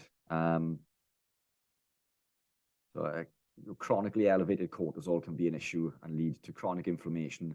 We know elevated cortisol, but inflammation is, let me share this one. So, he comes back to fructose. We know that inflammatory markers living a ketogenic lifestyle are massively improved when we are living a ketogenic lifestyle. But there are studies like this one which shows that fructose, can induce inflammation and increase cortisol. So this shows the opposite to his argument in regards to inflammation and cortisol. And again, so this study after study after study goes on to say then that basically the metabolism is not working properly, but our metabolism we know is incredibly healthy. All hell breaks loose. The body releases an emergency vasodilator known as nitric oxide. Now, nitric oxide is incredibly beneficial. That's not a bad thing. He goes on to compare nitric oxide with nitroglycerin. I don't think you can compare these two. One is produced naturally in the body, and the other. From a vasodilatory sort of effect, yeah, maybe. But there are tons of studies showing that more nitrous oxide and UVA stimulates nitrous oxide in the body. You know what I mean? And that has been shown to confer great health benefits. And so it's a bit funny. Yeah, he goes on to suggest that so basically your metabolism is not working properly. If you're not oxidizing glucose properly, you're not going to produce sufficient amounts of carbon dioxide. And what happens then? Vasoconstriction. But I'll share another one. So you're saying that people get high blood pressure on a ketogenic diet? Yeah. It's like that. That's literally that's also been shown to have the opposite effect. Which is exactly I have so many patients, and literally every patient of mine and people that I've just spoken to that go on a carnivore diet, they all come off their blood pressure medication or at least significantly reduce them in short order. And actually I have to warn people about that, saying if you are on medications like blood pressure medications or diabetes medications, you need to be careful. You need to check your levels. You need to check your blood sugar and your blood pressure, because your need for these medications will go down. Yeah. And so now you will get hypoglycemia and become hypotensive, and that can be dangerous. And so you need to be on top of that and work with your doctor to potentially reduce your medication. So again, this is just not what we're seeing in humans. Yeah, exactly. So this whole vasoconstriction thing is it's a lot of rubbish. We know that keto increases nitric oxide, increased nitric oxide production during a ketogenic or carnivore lifestyle increases or leads to increased relaxation of blood vessels. We know that this is associated with better blood flow to the heart, the muscle, as well as better control over blood pressure, nerve signals, and immune function. So everything there that he's just said is completely, ripped apart, and is in fact quite the opposite. Was that a study? Your study hopped down. You had a study up. Sorry. So basically, it was just showing that keto improves vasodilation through the mechanisms that we just described. So it's the opposite to what he is saying. Now, another thing that I think that I've missed somewhere in the study, he goes on to mention about the Randall cycle and insulin resistance. I'm trying to find that part specifically, but I can't find it there. But I know you've read the study. Have you got any thoughts on the impact of living this lifestyle, the effects of the Randall cycle, and becoming, keto causing insulin resistance? Well, I mean, keto cannot cause insulin resistance because you're actually lowering your insulin, and you actually become much more insulin sensitive. And so, and this has also been shown. I mean, there are some suggestions in some poorly designed studies where they give someone a can of Coke 3 months after they've been on a ketogenic diet, and they say, oh wow, look, it has a bad response, therefore insulin resistance. Well, no, that doesn't necessarily mean that. It means that their blood sugar went up for some reason. It doesn't mean that they're insulin resistant and that's causing that. It just means maybe they don't have a lot of insulin right away, and their body doesn't respond quick enough. And that's exactly what it is. When you're eating carbohydrates all the time, this is toxic to your body. You're having high blood sugar chronically, causes glycation, causes damage to your other molecules in your body, damages you from the inside. This is how we measure. This is why we measure HbA1c. This is a direct marker of metabolic distress, damage, and greatly increases your risk for metabolic disease and heart disease and other diseases as well. Going on a ketogenic diet lowers this. As a funny story, it actually lowers that, and it also lowers your need for insulin. You become much more insulin sensitive, which is why you become you start improving your blood pressure. People improve their erectile dysfunction. And that's because now you're becoming more sensitive to insulin. Insulin plays a role in vasodilation as well. And so now you're sensitive to this and your body works properly. So when you are eating carbohydrates all the time, because this is toxic, because this is poisonous, because this is damaging you, your body has to preload your beta islet cells in your pancreas with insulin because it has to be ready to go at any time. It's just like you live in a bad neighborhood, you may have a loaded gun under your pillow because you get broken into every other week. So it's like, no, not again. And so, if you're getting broken into every night, you might want to arm yourself, right? And so that's what your body does. And so it arms itself with insulin. As soon as you get that dose of sugar, slams out the insulin to try and mitigate the hell that you are putting on your body by putting in exogenous carbohydrates, right?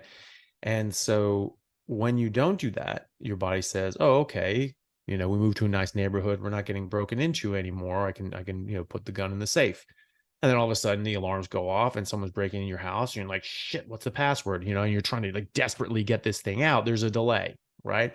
But then you get it out and you're able to defend yourself. Fine. There's a delay. When you start eating carbohydrates for a few days, your body goes, oh, Jesus, this again.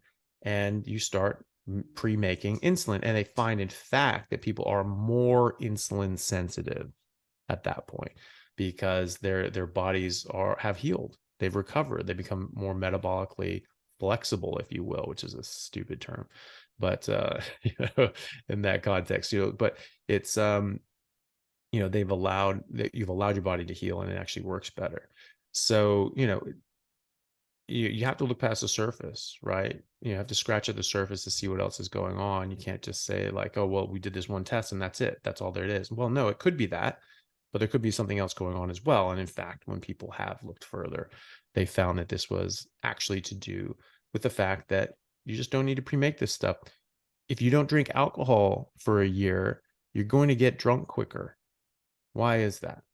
Does ketosis give you an alcohol allergy, and now you're more sensitive to it, and now you're just like it's more toxic? No, it's just that you have built up defenses and a tolerance in order to protect yourself, and then you didn't need to do that. Your body's efficient. It's not going to build up defenses and spend energy and use resources if it doesn't need to. And so if you're not attacking your body and putting horrible chemicals in it, it's not going to have to defend against them, as readily, right? And so that's the same thing here. So you built up carbohydrate tolerance because, you've been putting this substance in your body that's harmful, and your body's building up a resistance to it. And then when you get rid of it, your body goes, oh, thank God, we can finally like do something else more reasonable. And, it takes a bit of time to build your tolerance back up. And that's it. That's the only thing. Now, there's this idea with the Randall cycle that, if you're putting in fat and you're putting in carbohydrates, your cells just go, whoa, too much overload. We're going to lock this down. And now, no more energy can come in the cell, and this has to go elsewhere. Simple solution there: don't eat carbs. We were already doing that anyway on a ketogenic diet. I mean, that's like, so problem solved. I mean, like, so how is the Randall cycle causing a problem when the Randall cycle is all about the conflict between fat and carbohydrates, exogenous carbohydrates, when that's the whole point of keto, is that you're not taking in exogenous carbohydrates? Yeah, and that's exactly the point. I love that analogy about the gun and being in the safe, because that I can picture that, and that is picture perfect. That is exactly what is going on, isn't it? Due to the Randall cycle, it puts the body into a semi-diabetic state, because it decreases your insulin sensitivity. And again, I think you've just nailed that 100%. It's a case of, if your body does not require insulin, i.e. if you're not consuming sugar or carbohydrate, then your pancreas is not going to release as much insulin.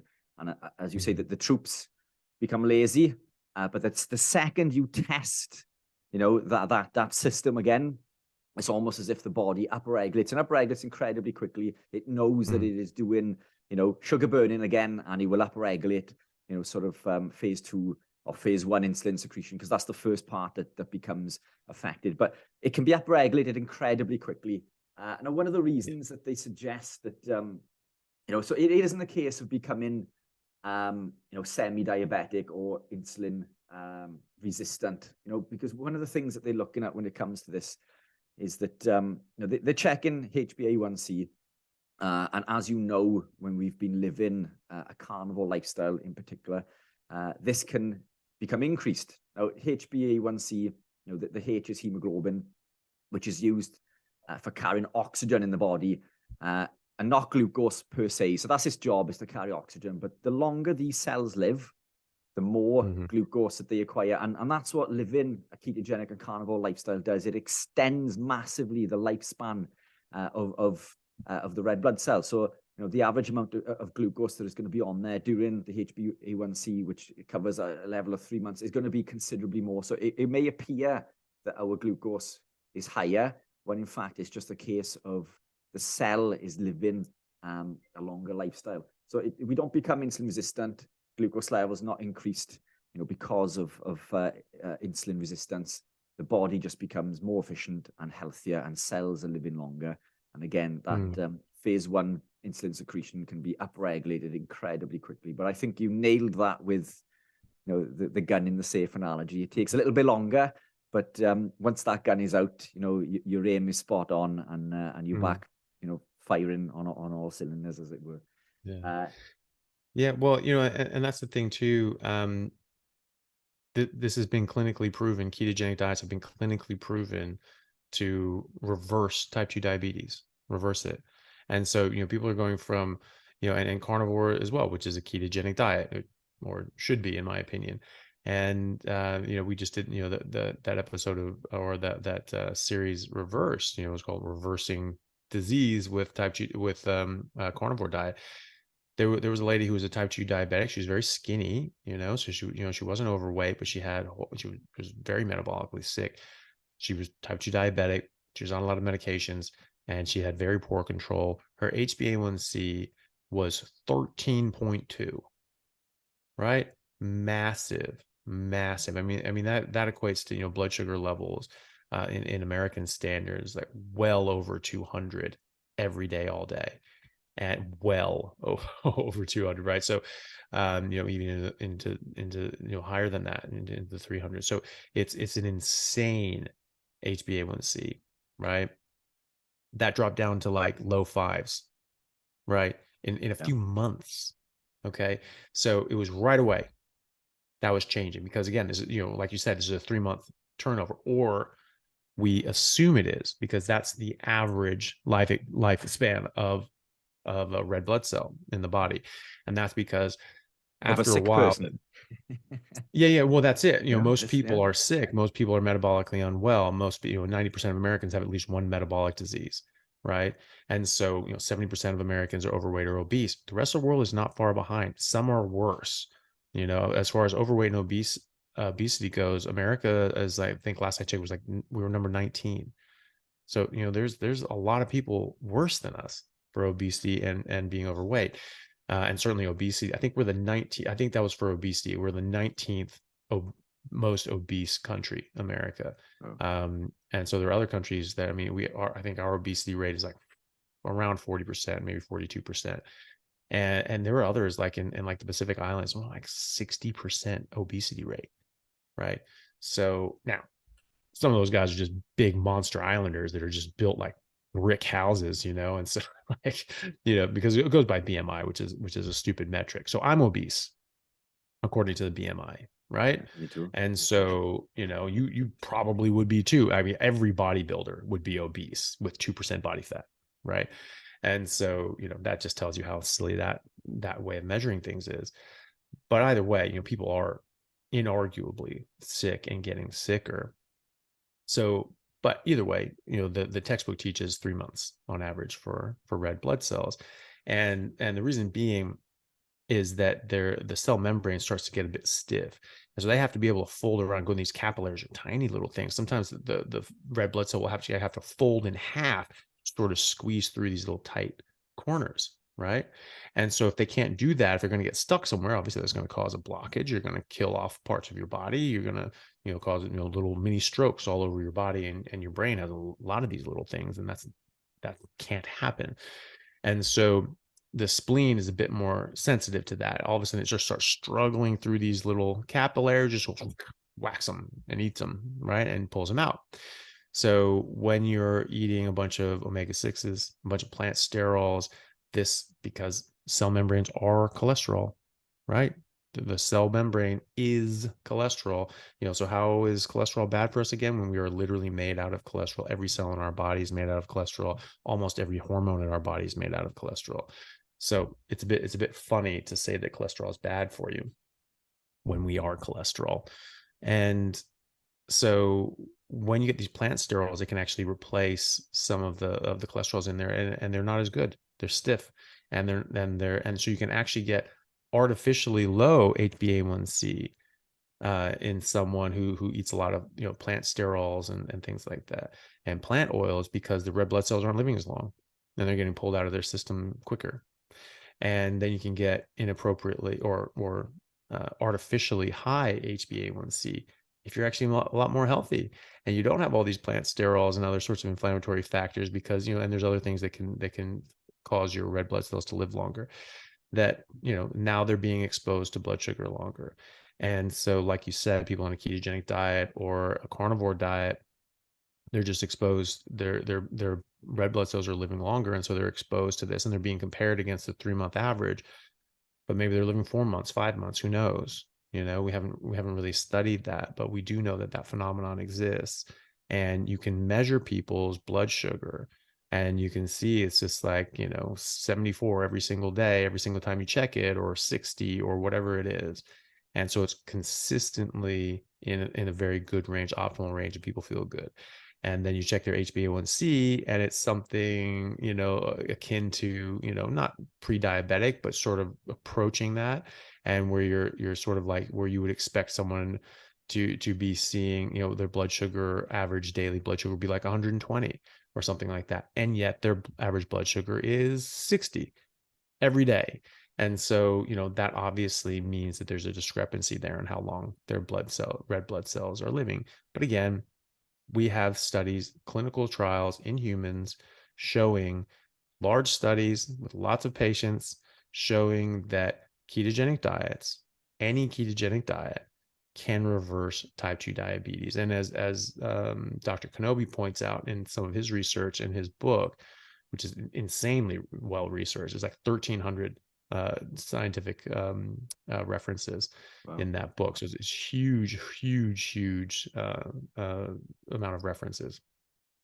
So that, you know, some of these things, you know, really improve a lot more if you get rid of the type of ketogenic diet you do. So ketogenic diets that are high in seed oils, they don't do as well, right? But you get rid of those seed oils and go more to animal fats or to saturated fats, not the polyunsaturated fats and the linoleic acids and the omega-6s.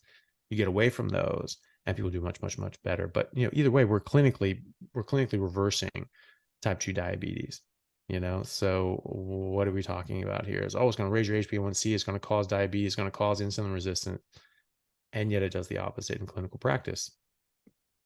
So it's wrong. Yeah. I've never worked with a client who came to me as a diabetic, who adopted a ketogenic or carnivore style lifestyle, reversed their diabetes incredibly quickly, and never become diabetic again.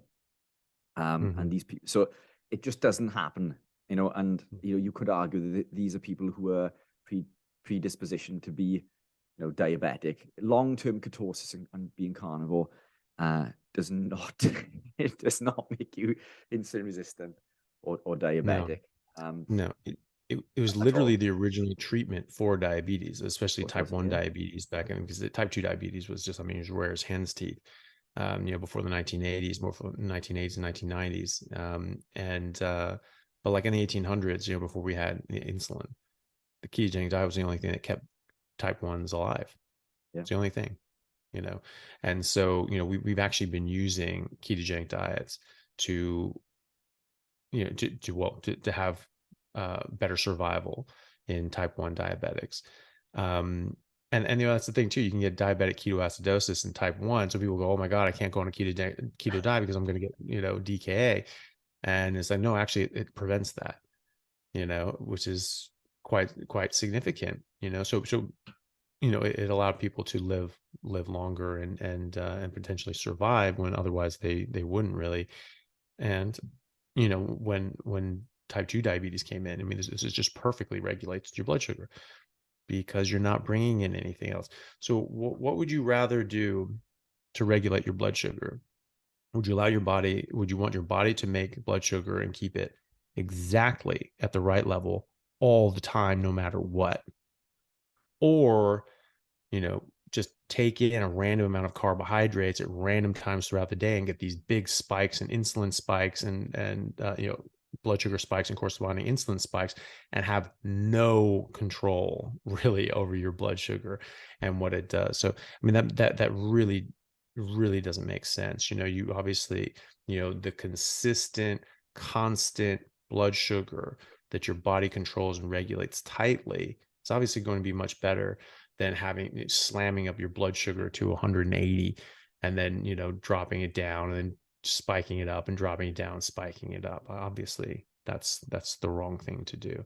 And so how are we trying to argue that doing that and having consistently higher blood sugars on average how is that going to be better for diabetes? You know, I mean, people come off of insulin. People have been on insulin for decades, and they come off insulin by going on a ketogenic diet, right? For type 2, you know, and there are animal models showing that you can even do this for type 1, and that going on a keto diet or even just fasting for 4 days out of the month in mice, equivalent of 4 days fasting, is enough to actually stimulate the regrowth of your beta islet cells and start producing insulin again. They're trying that in humans to see how that goes. We'll see, but they can do it in mice anyway. And either way, they definitely showed they could reverse type 2 diabetes and perfectly control type 1, and even reverse it in some cases. So, you know, it's just funny to me that we're even having this conversation, you know, with the thousands and thousands of studies that show the, you know, rampant improvements in health that ketogenic diets provide. I mean, we haven't even touched Alzheimer's and things like that, you know, but I mean, and psychiatric disorders like major depression, anxiety, bipolar disorder, OCD, even schizophrenia can be reversed with a ketogenic diet. And I just don't care what it does to your cortisol after that. If you're not hallucinating and you can actually lead a normal life, hashtag worth it, buddy.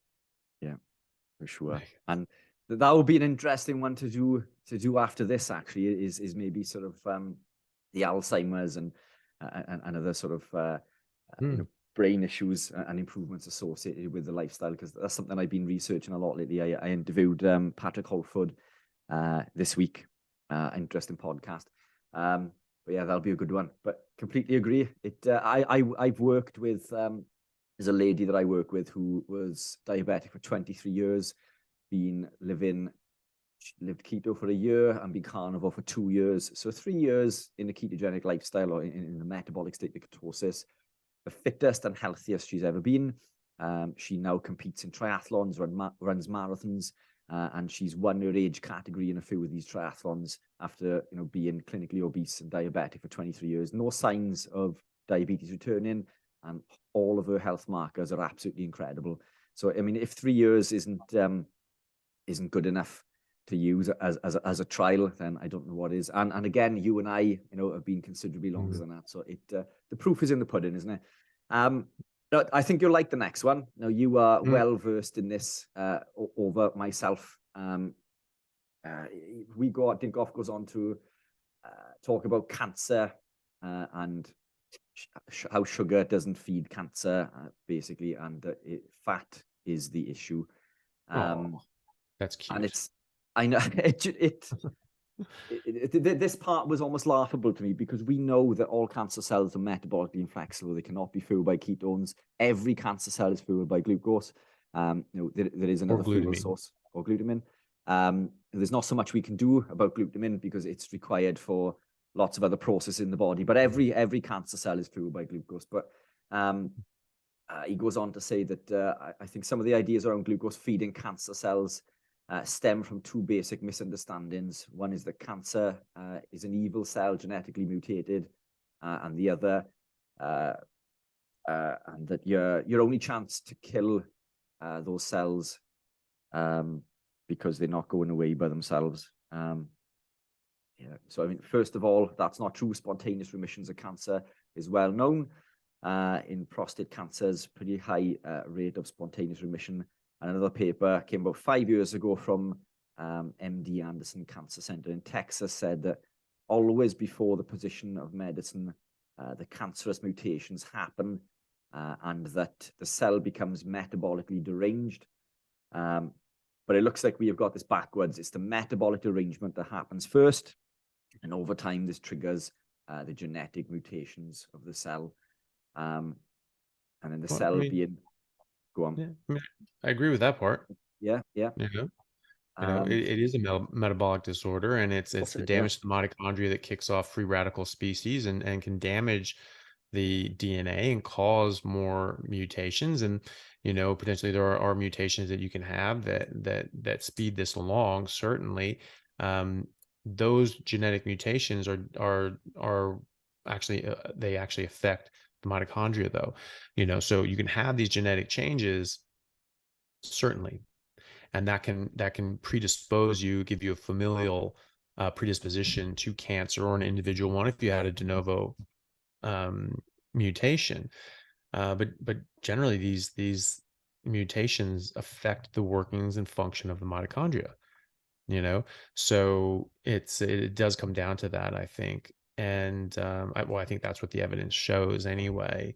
And but I mean, you know, Otto Warburg showed 100 years ago that that cancer cells require 400 times the amount of glucose as normal cells. Because like you say, they can't do oxidative phosphorylation. They can't process ketones properly. Form equals function in the cellular world. And so they've lost the form, they've lost the function of normal working mitochondria. They lose the cristae, which are the inner membrane surfaces in the mitochondria that have, that perform that function of converting, different, chemical energy into ATP. Right. And so they can't do that anymore. So now you've got, substrate level fermentation as opposed to phosphorylation, oxidative phosphorylation. Right. They don't run on fat because they can't, they've lost that function. And they do require a lot of glucose, because they're metabolically very active, but also because they require more because they're very inefficient at producing ATP from glucose or glutamine or anything else. And so this is why we track cancer cells throughout the body by using radioactively marked glucose molecules, right? So this is what a PET CT is, right? So a positron emission telemetry, like this is like the CT that we do. We inject you with this sort of radioactive glucose, and it shows up, it's radio opaque on the CT, and you do a PET scan, and all of a sudden you get this boom, this big globe in your lung, and you're like, ooh, that's not good. That's not supposed to be there. And so that's how we track that. So we know they run on glucose. Where's the fat? We're not sending in radio opaque fats. So I mean, where is he making that argument that that's actually fat driving it or fat feeding it, or the fuel is fat? Because I have never heard anyone argue that, and I've never seen a single paper supporting that. No, me neither. And it goes on to say that if the mutations are secondary to metabolic derangement, it's got to be one of these two macronutrients that we can manipulate to actually cure cancer. They've already tried glucose restriction. That did not cure cancer. Well, I would argue that's not true. Completely against that. Completely untrue. Yeah, it did have sensitizing effect to chemotherapy, but did not result in actual cancer remission. Again, I'd completely argue against that. Complete garbage. Yeah. So now we're back to the other macronutrient. Factually incorrect. completely. Yeah. And we know this. We know this. So now we're back to the other macronutrient, restricting supply of fat. Multiple studies, I have at least 30 on my blog, have shown that restricting lipolysis by administering the beta blocker, you may know as well, propranolol. Yeah, there we are. Spit that one out. Lowers lipolysis. So I mean, it goes on to say that lowers blood pressure by blocking adrenaline. If you're blocking adrenaline, you're also lowering lipolysis, because adrenaline is the primary activator of hormone-sensitive lipase enzyme. Basically, you're going to restrict the supply of fat to your own tissues, to the tumor. But it's, I mean, that's the complete opposite. So sorry to interrupt, but he's just pure supposition, right? So he's saying that propranolol can help, and this is why. Well, you have no evidence for that. You have no reason. You have nothing to base that on. You're proposing a mechanistic explanation for that, but you have nothing else apart from your posit that that says that's true or not. It's just like, well, it has this mechanism, and I bet you this is why that helps. Like, okay, nice theory, prove it. Like you have to prove it. You can't just float out a theory. Yeah, and it's known time after time. We have seen cancer patients reverse their cancers through living a carnivore, ketogenic type lifestyle. I've worked with two myself. I worked with a young boy, 7-year-old boy, who cancer treatment failed, chemotherapy failed. He adopted a special ketogenic type lifestyle that we put him on, and he is now cancer-free without chemotherapy. Yeah, there's another lady that we worked with breast cancer. She continued with chemotherapy and a ketogenic lifestyle and is also now cancer-free. So make from that what you will. But one thing for sure, this young boy was on lots of fats, lots of protein. The one thing he wasn't consuming was carbohydrate or glucose. And study after study shows, we've seen that as, again, by the Warburg effect, the cancer cells are metabolically inflexible. They are fueled by glucose. And this whole hypothesis that it is fat that is causing this, is laughable to me. But propranolol, yeah, I'll have to work on that one. all of these super big words that we throw out every day, and I can't pronounce one that's after left. Well, it's just a different language, and you just get used to saying these stupid words. But yeah. So yeah, it's just practice. Yeah, and to be honest, as far as medications go, that's not one that I'm entirely versed in. I'm not trained in medicine.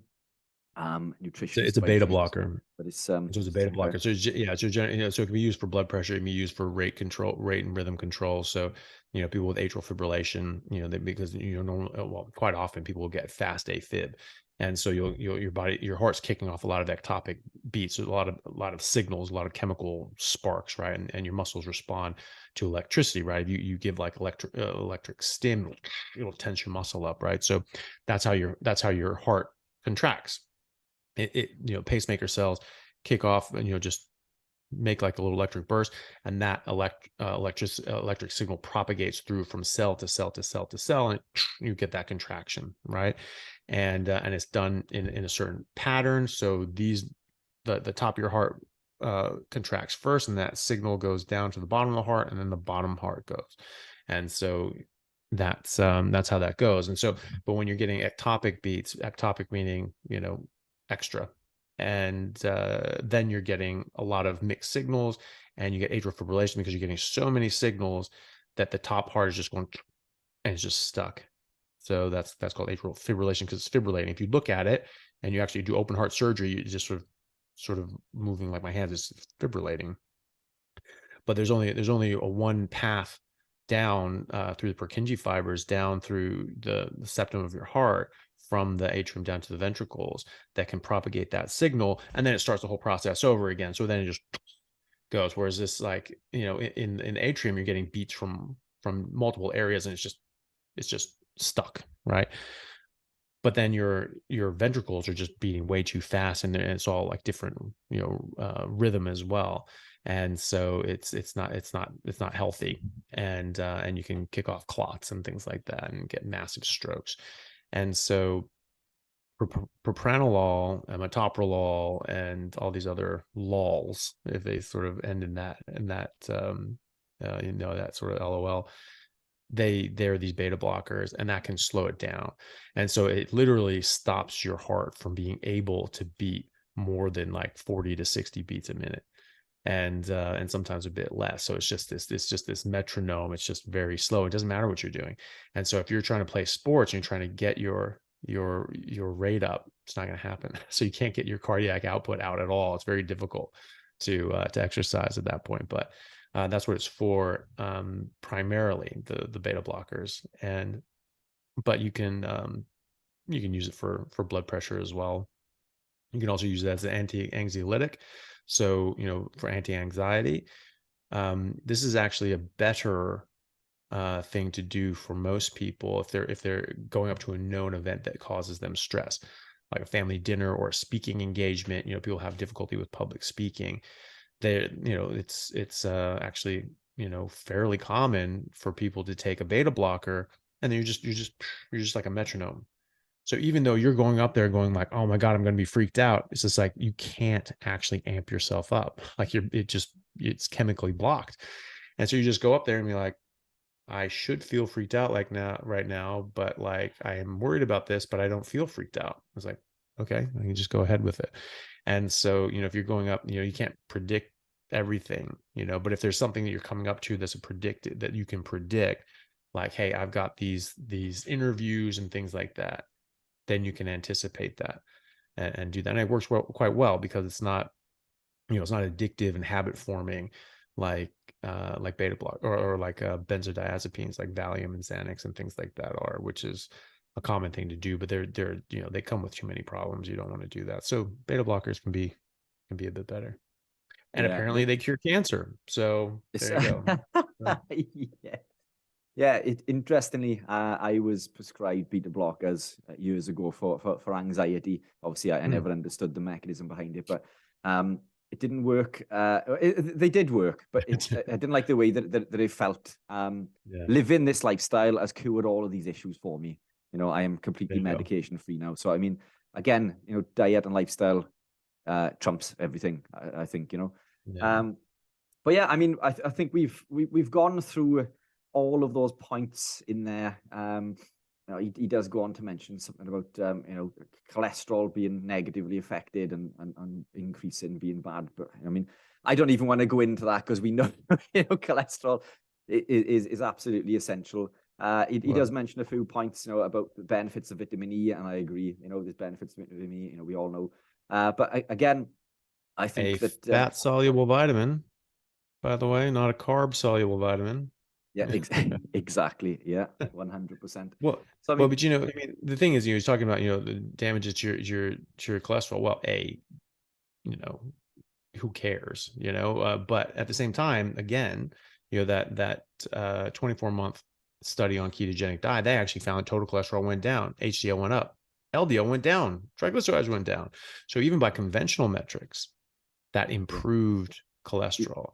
And it improved by our standards as well, which is, you know, HDL going up, triglycerides going down, and you know, having, you know, a much more likelihood of having the large point LDL cholesterol molecules, which are, you know, very beneficial and healthy, and you know, and blood sugar going down, HbA1c going down, things like that. So the long-term follow-up in humans show again the opposite. Yeah, exactly. And you know, again, you know, LDL is essential for life. That's what heals and repairs the body. So massive miscommunication in regards to the importance of cholesterol there. But I mean, it is. And I think, you know, within our industry, yeah, exactly. I don't think that's even worth the airtime, to be honest. But yeah. You know, Well, I think if anyone's watching this or knows this, they know those arguments. And if they don't, they can look at our other podcasts. And, you know, I have one that's just, you know, it's called The Truth About Cholesterol and Heart Disease. And I go through the studies and the history and how this was actually laid out by the sugar companies and bought and paid for with industry research to vilify cholesterol and exonerate sugar. And, you know, they paid off a bunch of Harvard professors. They paid off Ansel Keys, that douchebag. And one of those professors was named head of the USDA. He was the one who authored and published the 1977 declaration saying that cholesterol causes heart disease. And that's what changed the world. So we know this is fraud. We know this is, this was perpetrated as a fraud in order to protect the investments of the sugar companies. And that's it. You know, that's all it was. Cholesterol was never a problem. I don't even check it unless a patient like specifically asks for it. And then it's just like, I don't care. It doesn't matter. It was never a problem. The only thing that I really care about, you know, if your HDL is high, your triglycerides are low, you know, that means that you have more of the large buoyant LDL, but also LDL being high. You know, there are studies with hundreds of thousands of patients showing that the higher your LDL cholesterol, the longer you live, and the less risk you have of going to nursing homes, getting dementia, getting Alzheimer's, getting Parkinson's, and you know, it lowers cancer risks in a lot of demographics as well. And so, you know, this is just not the problem that we've been told that it was. Just plain and simple. 100%. One of the biggest studies that I usually reference is on the BMJ. It covers 68,000 participants. And it shows an inverse association representing 92% of the participants in regards to LDL. Basically, it shows that the lower your LDL, the higher your risk of death. Mine at the last check was 8.26. I'd like it to be higher. But yeah, in fact, I think it came down ever so slightly from the one before. Not that I check very often, as you say. I'm comfortable in regards to my body being fit and healthy. If cholesterol is elevated, then that's what it's meant to be. If my LDL is up, fantastic. That's what it's meant to be. And there are other contributing factors that can alter this as well. If you become unwell, so if you test, you know, around the time of a virus, obviously cholesterol is used to fight off that virus, and infection can be lowered. So you know, I don't test because I'm worried. I test usually just to prove to other people, especially in correlation with you know, a CAC score. So I've got zero calcification of my arterial wall, yet my cholesterol is double figures. So, I mean, take that from that what you will, but cholesterol is essential for life, and we know that, you know. Absolutely. Yeah, I think we've covered all of the, the big factors on there. Is there anything else that you wanted to add to that? No, I think the main take home from this is that you can find studies that say anything, but look at what other studies are out there. See, is that the entire embodiment of the literature? Or are there other studies? And then you compare the two and look at them and see who paid for them, see where they came from, see the methods, see the p-values, see if they're statistically significant, see if the methods and the results justify the conclusions that were drawn. If they don't, then you don't consider that study. You look at that study and you're like, yeah, that concluded that, but that's wrong. I'm not gonna listen to that one. And so that's the thing. You can honestly and intelligently come at this and come to very different conclusions, because there is just such a wide body of information and studies out there, and they are completely diametrically opposed. So one of them has to be wrong, and if not wrong, then lying. So, it's just a matter of trying to figure out which one is which. And again, I think it comes back to first principles. What are we biologically designed to eat? What is our biological nature? What were people eating during the ice ages, when we were thriving, when we were 6'4" on average, when we were killing woolly mammoths with sticks? That's what I want to eat. That's what I want to be like.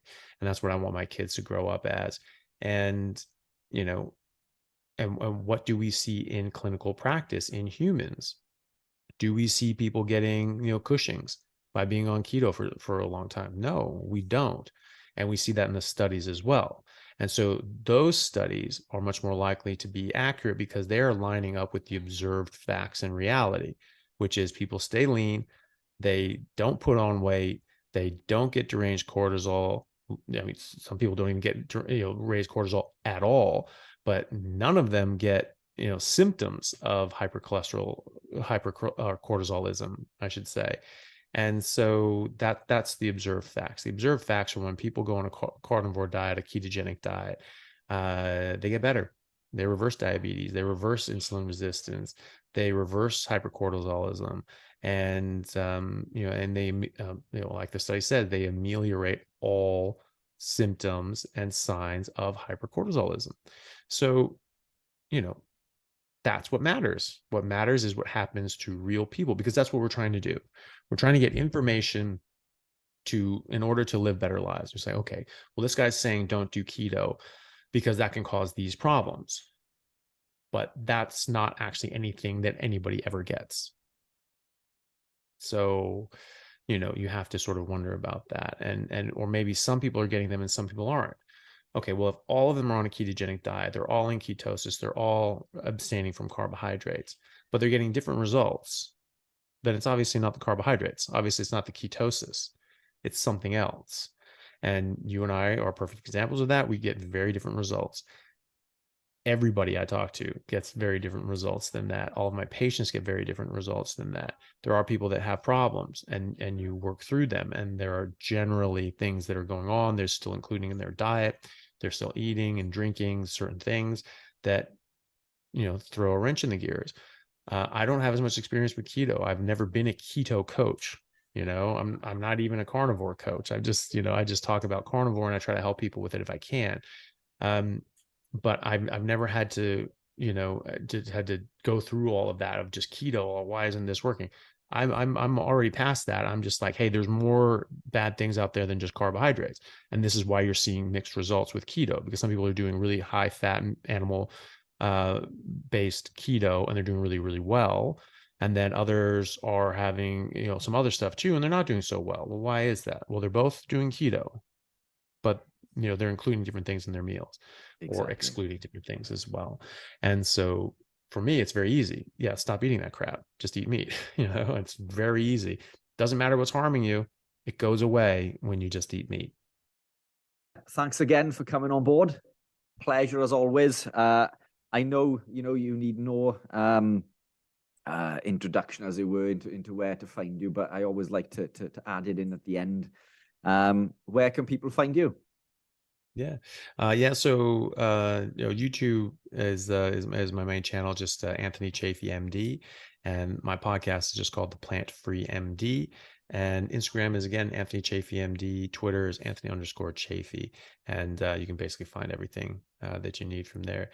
And as I think we're putting this on both of our channels, Richard, how do people find you? Where do they you can find me. Again, YouTube is Keto-pro. It's the same on Keto_pro on Instagram, I believe. My personal account, I've recently changed to my name, which is Richard_Anthony_Smith.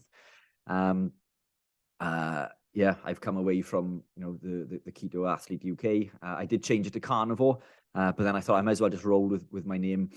So I've changed it to that. And obviously lots of free advice available direct from the website, which is www.theketopro.com. You can find me on Facebook, Richard Anthony Smith. Again, you can find Anthony Chaffee on Facebook as well. And I think that's about it. I think any Google searches would find us quite comfortably. But fantastic, great chat. And again, as always, Anthony, pleasure. I look forward to the next one. Thank you, sir. Me too. Great to see you. Hey guys, thank you very much for taking the time out to listen to what I had to say. If you like it, then please like and subscribe to my YouTube channel and podcast. And if you're on YouTube, then please hit that little bell and subscribe, and that'll let you know anytime I have a new video out, which should be every week, if not more. And if you could share this with your friends, that would help me get the word out and let me know that you like what I'm doing. Thanks again, guys.